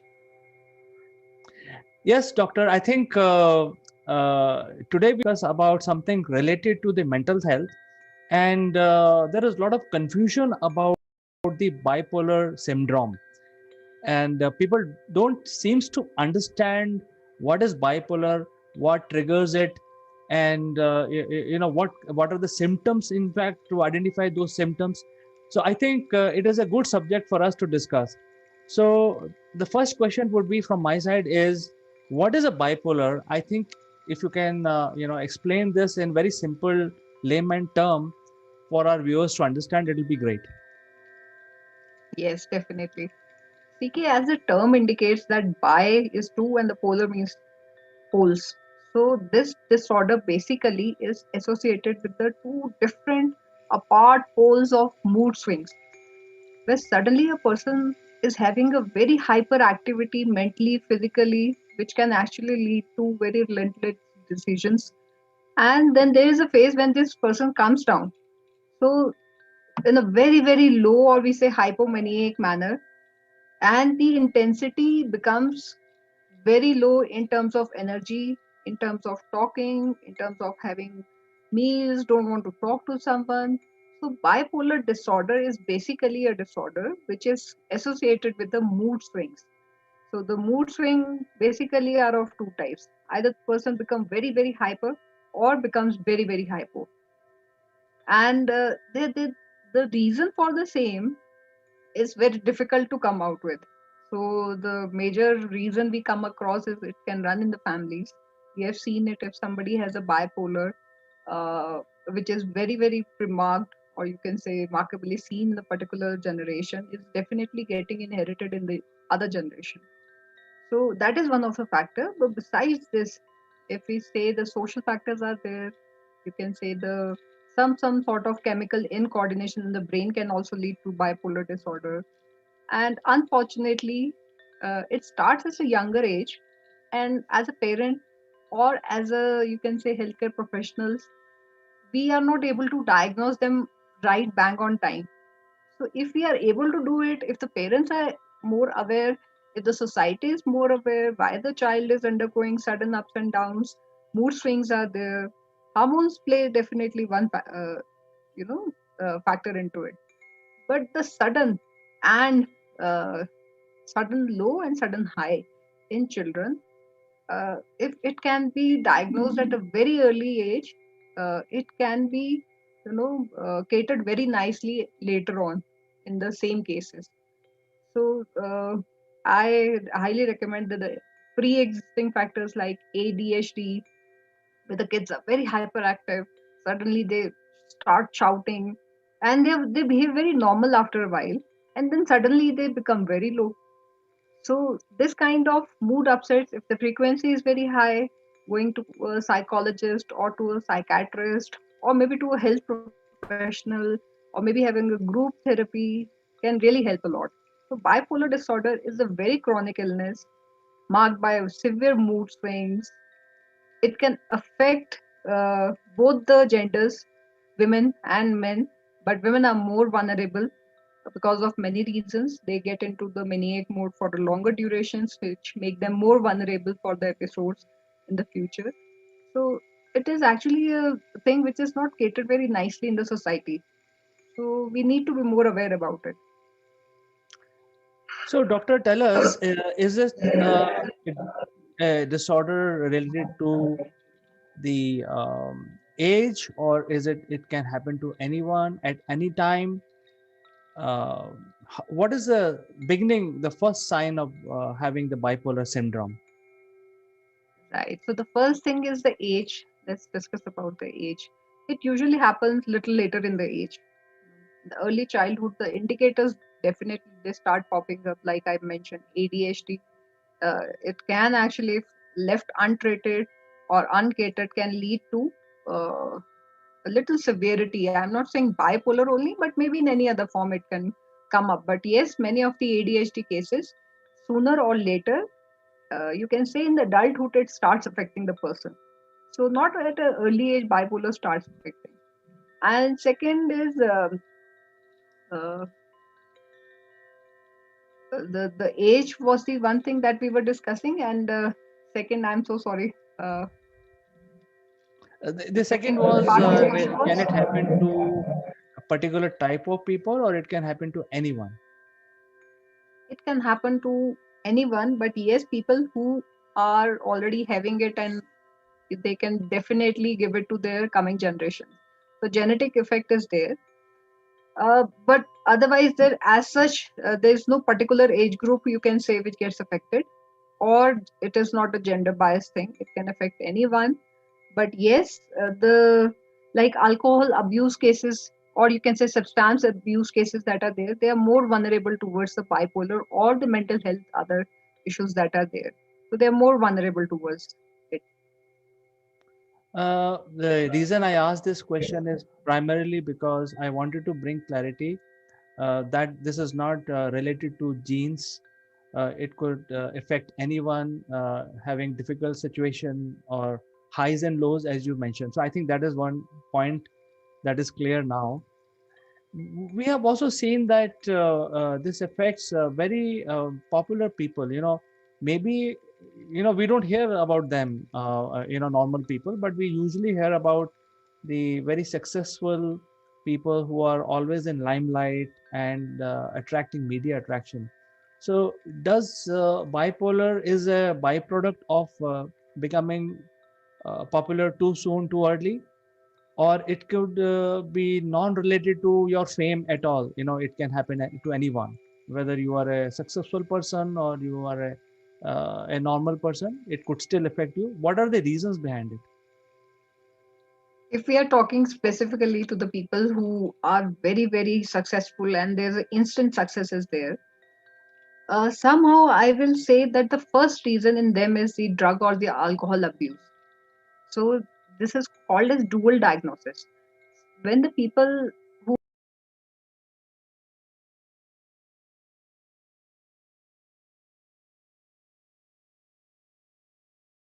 really go very, very high and at a very high pace, they tend to suffer some kind of anxiety, which they are very easily able to cater for it by themselves.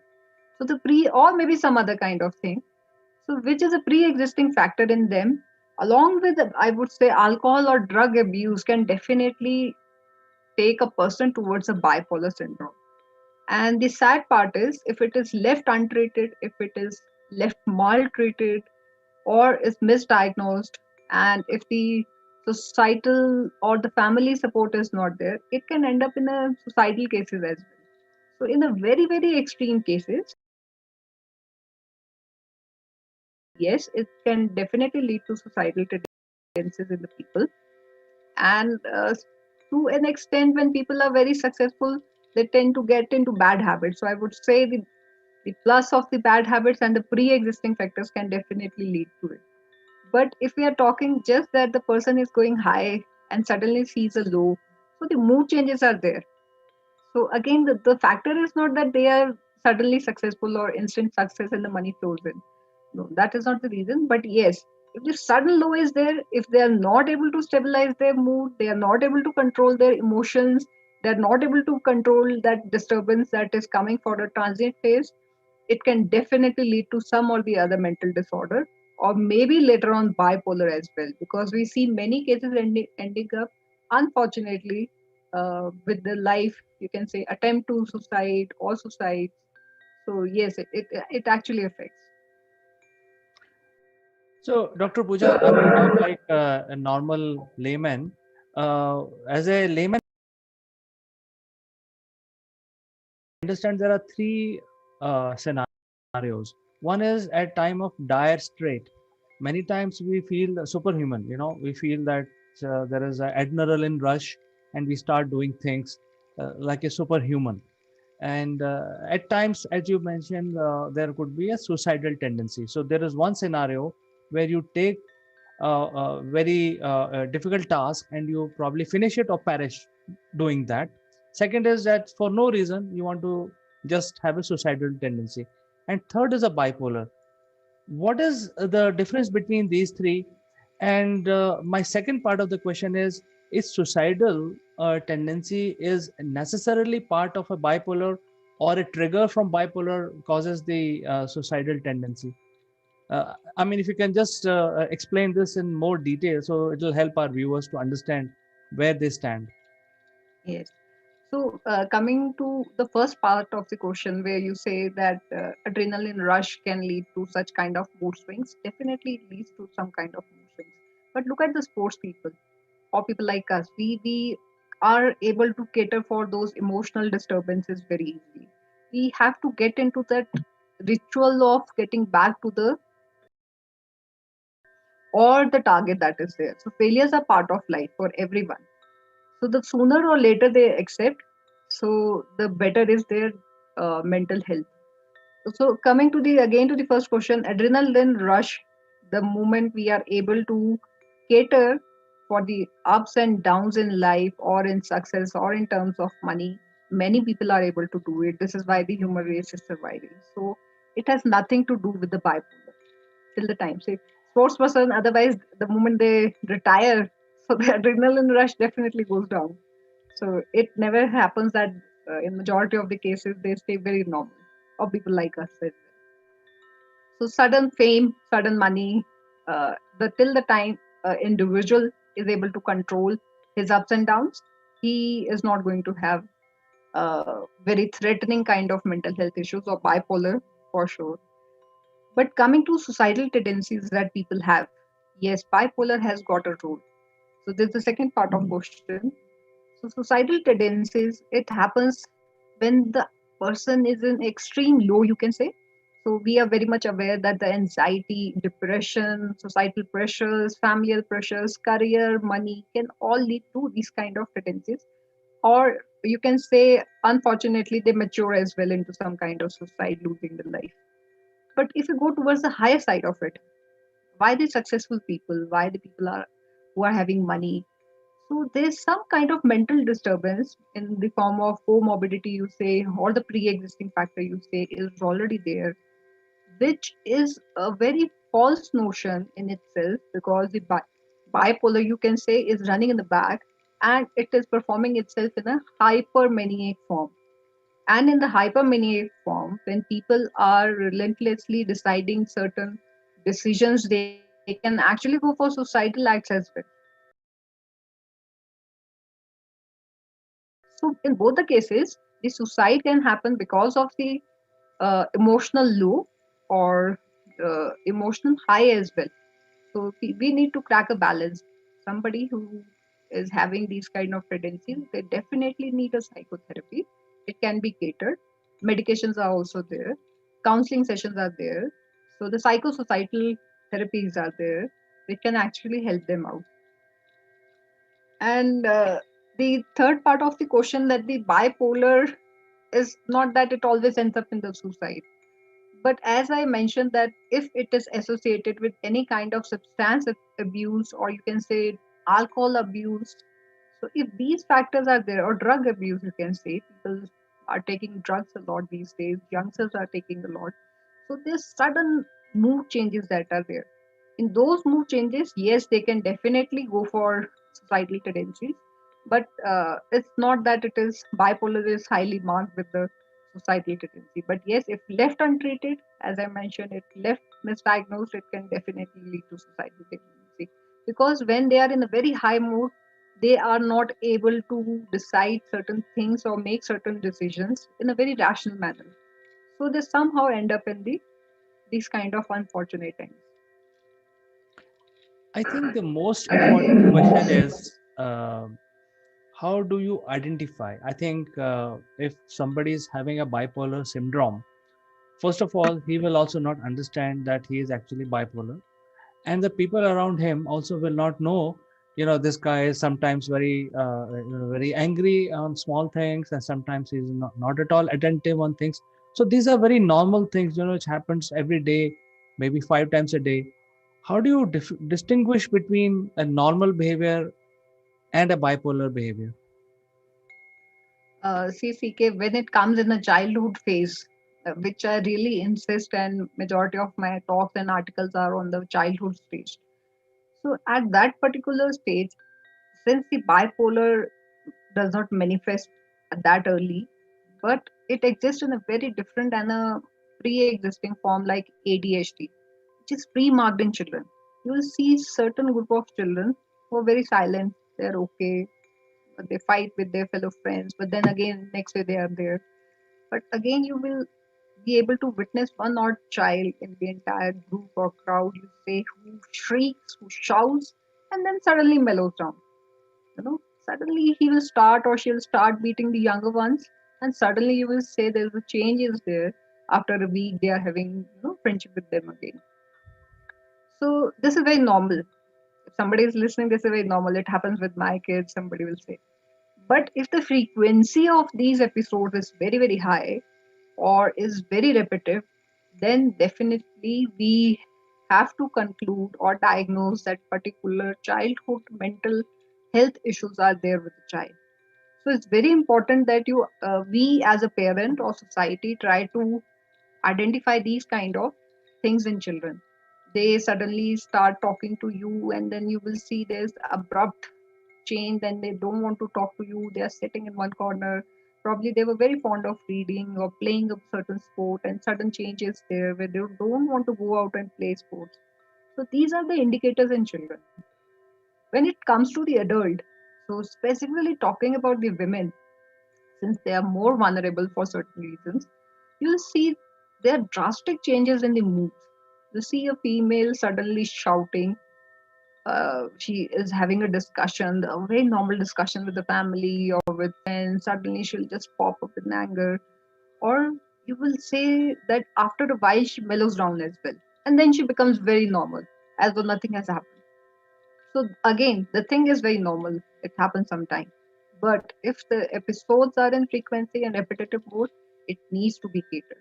So if somebody is sitting alone, not talking to someone who was very extrovert, very jolly natured person, but suddenly you see their hobby has changed, they don't want to pursue their hobby anymore, or you say they have conflicting relations in their professional life, which was not there earlier, or they are crying very often. So it is a very marked indicator in the female. As far as men are concerned, they are more into the hyper side, to be very frank. So if we say one of the example, if some particular person is a very good driver, and this guy or this men tend to have frequency of accidents. So it is an indicator. I'm just citing one small example, uh, though it is not 100% related to this particular thing, but a small example. Somebody is a good driver, suddenly he is meeting up with or ending up with many accidents frequently. So it can show some kind of relentless decisions in, that this guy is taking.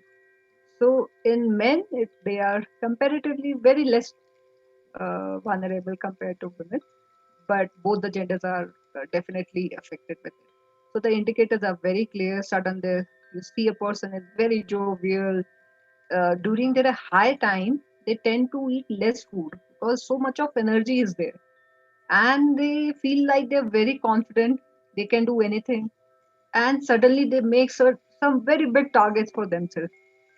And then after a week, or maybe say after a couple of years, you'll notice the same person who has set a very high target for himself or herself is not able to, or not wanting even to look at the target that he or she has set for herself. So these are the very clear indicators that come. But we have to definitely do the provisional diagnosis, that is it going towards the anxiety disorder, depression disorder. But if it is a mood swing, then it is a definitely an indicator for bipolar. Excellent, doctor. I think these are the things which everyone should watch out, especially when they are having kids around them, to look for such symptoms. And once these identified, um, how long the treatment can go, especially, for example, there is a kid who's showing these symptoms about 7, 8 years or 10 years. How long this will take to correct this bipolar syndrome? Right. So coming to this particular thing, that treatment part and how long it takes, there are different types of bipolar actually. Bipolar 1, 2, cytothyroid, which is related to the thyroid actually. So uh, in kids, if we regularize them with their scheduling of the day, their time management, their habits, hygiene habits, if we motivate them to follow them on regular basis, they can come up out of it by themselves or with just a psychotherapy, or we say talk therapy. So in talk therapy also, majorly recommendations for the kids are to make them regularize or maybe little more disciplined, and be very very precautious about the kind of the diet they are taking. Diet has to be less in carbs, because diet has got some sort of effect on bipolar as well. So treatment in kids can last for just the, if you're talking about the psychotherapy, it can just be catered in a month time, maybe 6 months to 1 year time. But in elders it varies definitely, and it depends on the type of bipolar disorder they are undergoing. For certain bipolar 1 it will take many years, but many bipolar cases, they only need treatment when they are in a very high phase, you know, when their phase is very very high or when they melt down. So these are only the two phases for which the medication is recommended. But as far as psychotherapy is concerned, or the counsel with the psychiatrist is concerned, they definitely go ahead little bit. But with kids, it can be early diagnosed and can be beautifully treated just with the psychotherapy itself in a couple of months, and kids can come out of it. Uh, Doctor, I think I would like to ask you the one question which is related to the medicine, and there are all sorts of treatment which are available.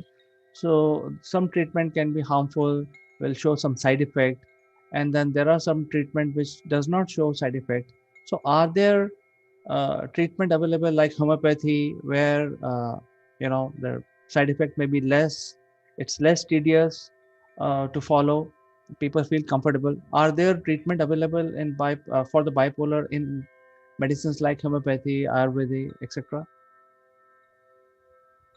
Yes, yes, definitely, CK. The medication is definitely available, but it has to be there with the very good psychotherapy as well, to be very frank, because that is a part, because the counseling is one part which can cater for the early symptoms, or maybe when the highs and lows are there, where we can train the person how to deal with it, how to deal when somebody is very very angry.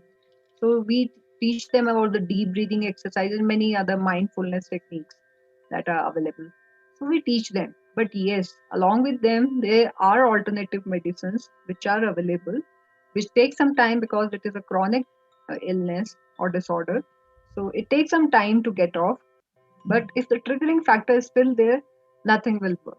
If somebody has got drug or alcohol abuse, bipolar disorder, so I would say that they need first to be catered for their substance induced bipolar, and then the bipolar treatment be given.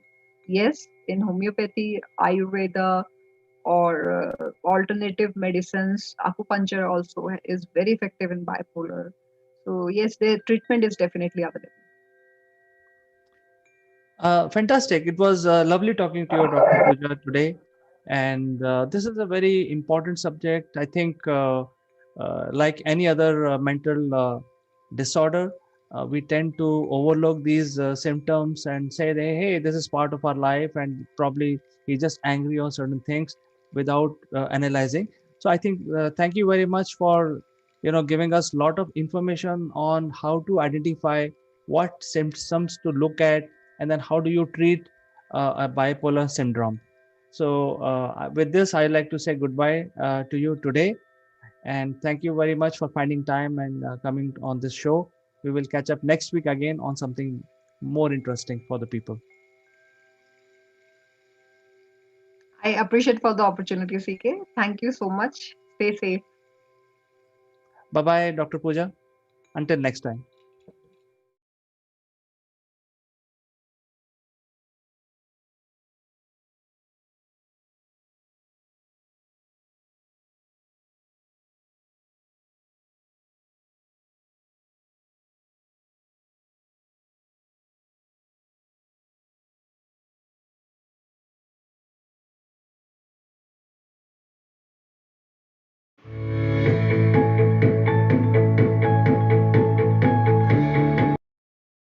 Hello friends, this is Chandra from Akulmach Technologies.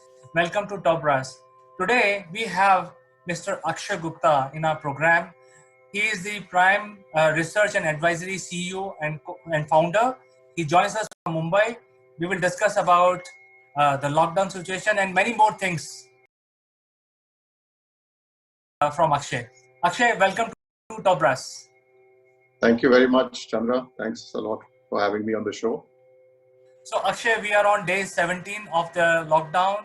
As you all know that there are certain pockets in India which are getting into total lockdown from yesterday. But having said that, do you see in your neighborhood and your community any innovation that people might have come up with to handle the situation related to lockdown?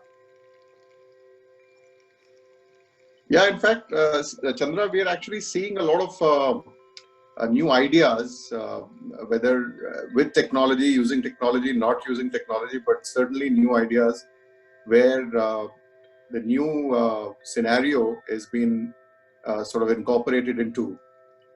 For example, people have stopped going down to shop.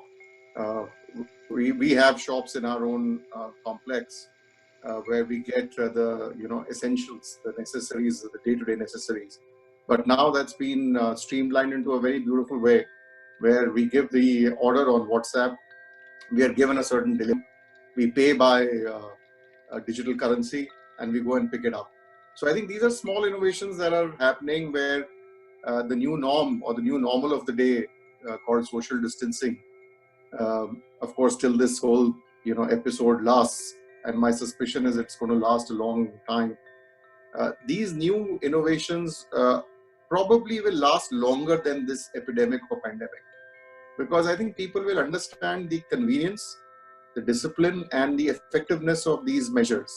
Uh, Typically, in the olden times of the pre-corona, people used to kind of climb on each other in those shops to get their essentials. Today, it's such a beautiful system. You place your order on WhatsApp or on a mail. You're given a certain slot. You come there, you pick up. It's all packed, pre-packed, and you pay digital currency. There are so many formats you can pay with. You pick it up and you come back home. So you don't have to wait. You don't have to jostle. You don't have to ask for change. You don't have to climb over each other. You don't have to spend that much time. So I think these are small things that are helping us in these times of distress. But as they say that necessity is the mother of invention. We are kind of inventing these things. Akshay, you have had a career of 3 decades. Your brand by yourself, known in the financial world. You and your colleagues are leading the country from the front for so many years now. I know you personally that you are associated with such large brands and leading those brands into the market. So, with your experience now, do you see any downturn in the business sentiment? Yeah, I mean, without doubt, Chandra, I mean, business sentiment will get affected. Services sector, manufacturing sector,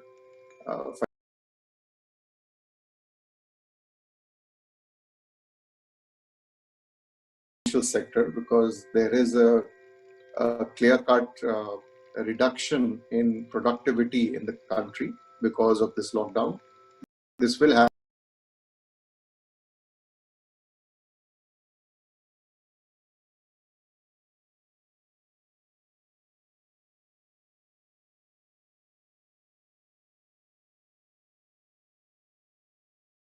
a very adverse effect on GDP.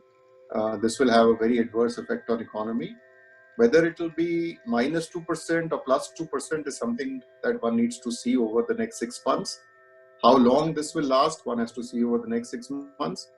But certainly, this has put India's growth story into a sort of grinding halt, and this will take at least 6 to 12 months for it to normalize. We are seeing a lot of services which are called consumer touch services businesses holding up, like restaurants and hotels and airlines and theaters and what have you. And those guys will take a long time to recover. When those guys default, people will be sacked, people will be laid off. Those people will stop contributing to the financial sector. There will be defaults that will be adversely affecting the banking sector. Except for consumer staples, which basically means that people who have to consume those items on a day-to-day basis, most of the sectors, whether it's discretionary spend or services sector or banking sector or technology sector, budgets, but people will be laid off and there will be an adverse impact. And I don't want to sugarcoat by saying that it will come back very soon. My estimate is that it will take at least 2 years for us to get back to where we were pre-corona.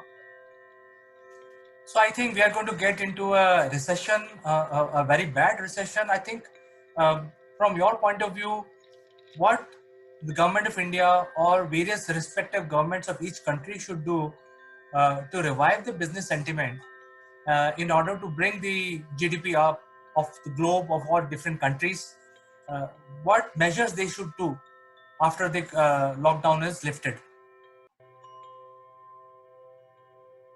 Yeah, I think first, India is quite different from the other countries. So I do hear about comparisons of printing money of a certain percentage of GDP, which is called the fiscal stimulus. I think we also have to do that, but I think in the short term, what we need to do is to protect the poor. In the short term, we need that people should get basic things. They should survive. Today, there is a problem of survival. I think survival is the key in the short term. And if these people are not in the right frame of mind to survive, who will do the various onerous activities they conduct? Like, how will the farm labor, the industrial labor, the services labor work back into the system if these people don't have food to eat? So I think survival in the short term, to me, is the key. In the medium term, people have to be given money into the hands. India has to print money. The Indian government has to print a lot more than what they have announced. And I think they will do it. They will see the Western world do it. There are constraints in India, like there is a constraint of the fiscal deficit, which obviously then has a bearing on the credit rating of the country. If you increase in fiscal deficit a lot, if you print more money than you should, there is a bearing that you will have a credit rating question mark or downgrade, because of which a lot of money will not come into India. So I think the government has to do the fine tightrope balance and has to try and get survival and money into the hands of people. And I think the growth story is at least 1 to 2 years off. I think we should just get the derailed train back on track first, and then we should look at how fast it can run. So you also see, from your point of view, the old business models will just vanish, and there is a need to evolve a new business model for everyone. Without a doubt, CK, because I think this working from home, online usage, internet, digital, pharma, the pharma companies in the index and in the economy were completely sidelined before Corona. And just for an example, in the Nifty, which is the index in India, the NSE index, 40% weightage is for financials and only 3% weightage is for pharma. Now pharma weightage will go at least 10 to 15% and financials will come down. People will realize that there is value of intellectual capital accumulated over the years. So I think there will be a paradigm shift after this. How long that paradigm shift continues and lasts, nobody knows, because I remember after the 9/11 in US, a lot of people said that offices have become dangerous places to work. One should start working from home. But then in the next revolution, we saw that offices became the best asset in terms of return. And people were investors like Blackstone and GIC and all were buying those offices left, right, and center across the globe. So things do change. Paradigms get changed over a period of time. But certainly in the paradigm of online, digital, redundancy of going to office every day, these paradigms will emerge post-corona. I'm quite sure about that. And I'm also quite sure that things like healthcare and pharma companies will get far more importance than traditional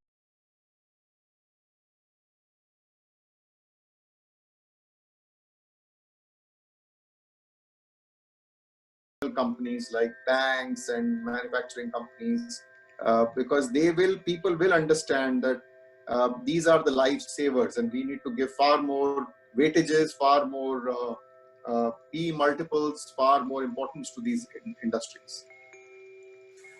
Akshay, you are a leader. You have led so many large organizations. I'm sure you will be at the forefront when the lockdown is lifted. We wish you all the best and your company. And we look forward to the leadership from you in order to bring us out from. You already mentioned that the growth story will be halted for some more time. So I think the sustenance part, we will see your leadership coming in the forefront. So for today, we have limited time, but it was wonderful talking to you, and your words of wisdom, your advices, your direction is really valuable for me personally and for our viewers. It was pleasure talking to you, Akshay. Thank you very much, CK. Appreciate coming on this platform. Thank you very much. Thank you, and we will find another opportunity very soon to talk to you.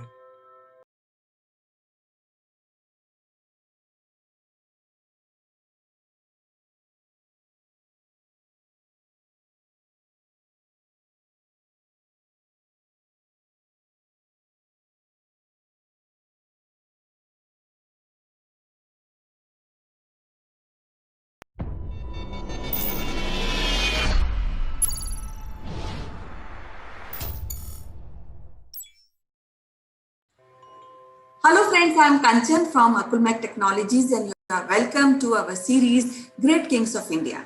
And as you know, we are discussing about the Lalitaditya, the great king of India. And we can safely compare him with Alexander, though he is far ahead of Alexander in terms of carrying the empire, conquest, and he was a very, very good king who is somehow not being given due credit. To discuss more about this wonderful king, the great king of India, Lalitaditya, we have renowned historian Mrs. Meeta Joshi, who is the head of the department of one of the prestigious college in Hyderabad, St. Anne's College for Women. So welcome to the show, Meeta ji. How are you today? Namaskar, Kanchan. I am fine. How are you? I am fine, ma'am. And as you know that we are discussing Lalitaditya the Great in our this episode. So I would like to hear more about his conquest, his ability as a general, how things were at that point of time when it comes to army of Lalitaditya. See, we all know that Lalitaditya was a great king. Okay, and what makes him great is his military skills which he possessed. He had many Chinese mercenaries and generals in his army, which made his army more, superior. And if you see the conquests, at one point of time, his empire was from Uzbekistan to Sundarbans in the Bengal. So it was huge empire, a huge empire. After defeating Yashovarman, the king of Kanigupt or Kannauj, he headed towards the south, which is known as Dakshinapatha in the pages of history. So Dakshinapath was a trade route. So he went through that route. He even, in the records in the book Raj Tarangini written by Kalhana, it is mentioned that he even went till the Ratta Empire. Ratta means Rashtrakutas, which were in down south. So he had the extent till there. And after Dakshinapath, then North, East, then as I told you yesterday, Central Asia, Afghanistan. So his reach was far and wide. About his military skills, if we see, one thing which makes him very, very unique from others, like as you mentioned in the introduction, that we call him the Alexander of India. But remember one thing, Kanchan, Alexander was a brutal, king. He killed innocent people, he burned their houses, his army.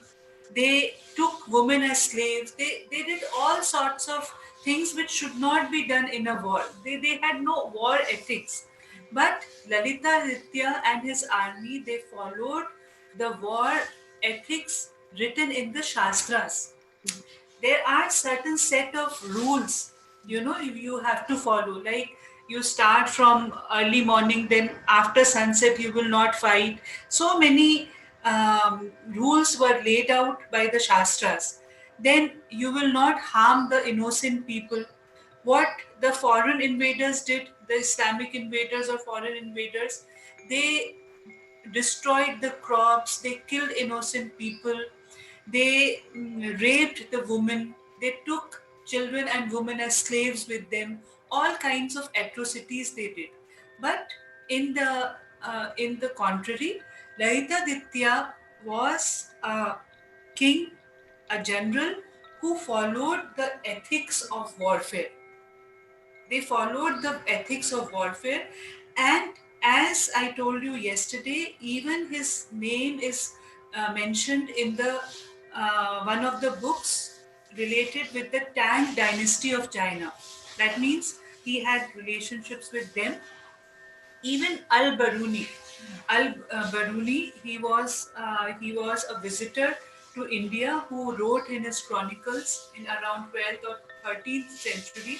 He has also mentioned about the greatness, about the valor, courage, his army, because his army had elephants, his army had horses, his army had artillery. So all that is mentioned in various historical evidences which we have, the records, like Kalhana's Raj Tarangini.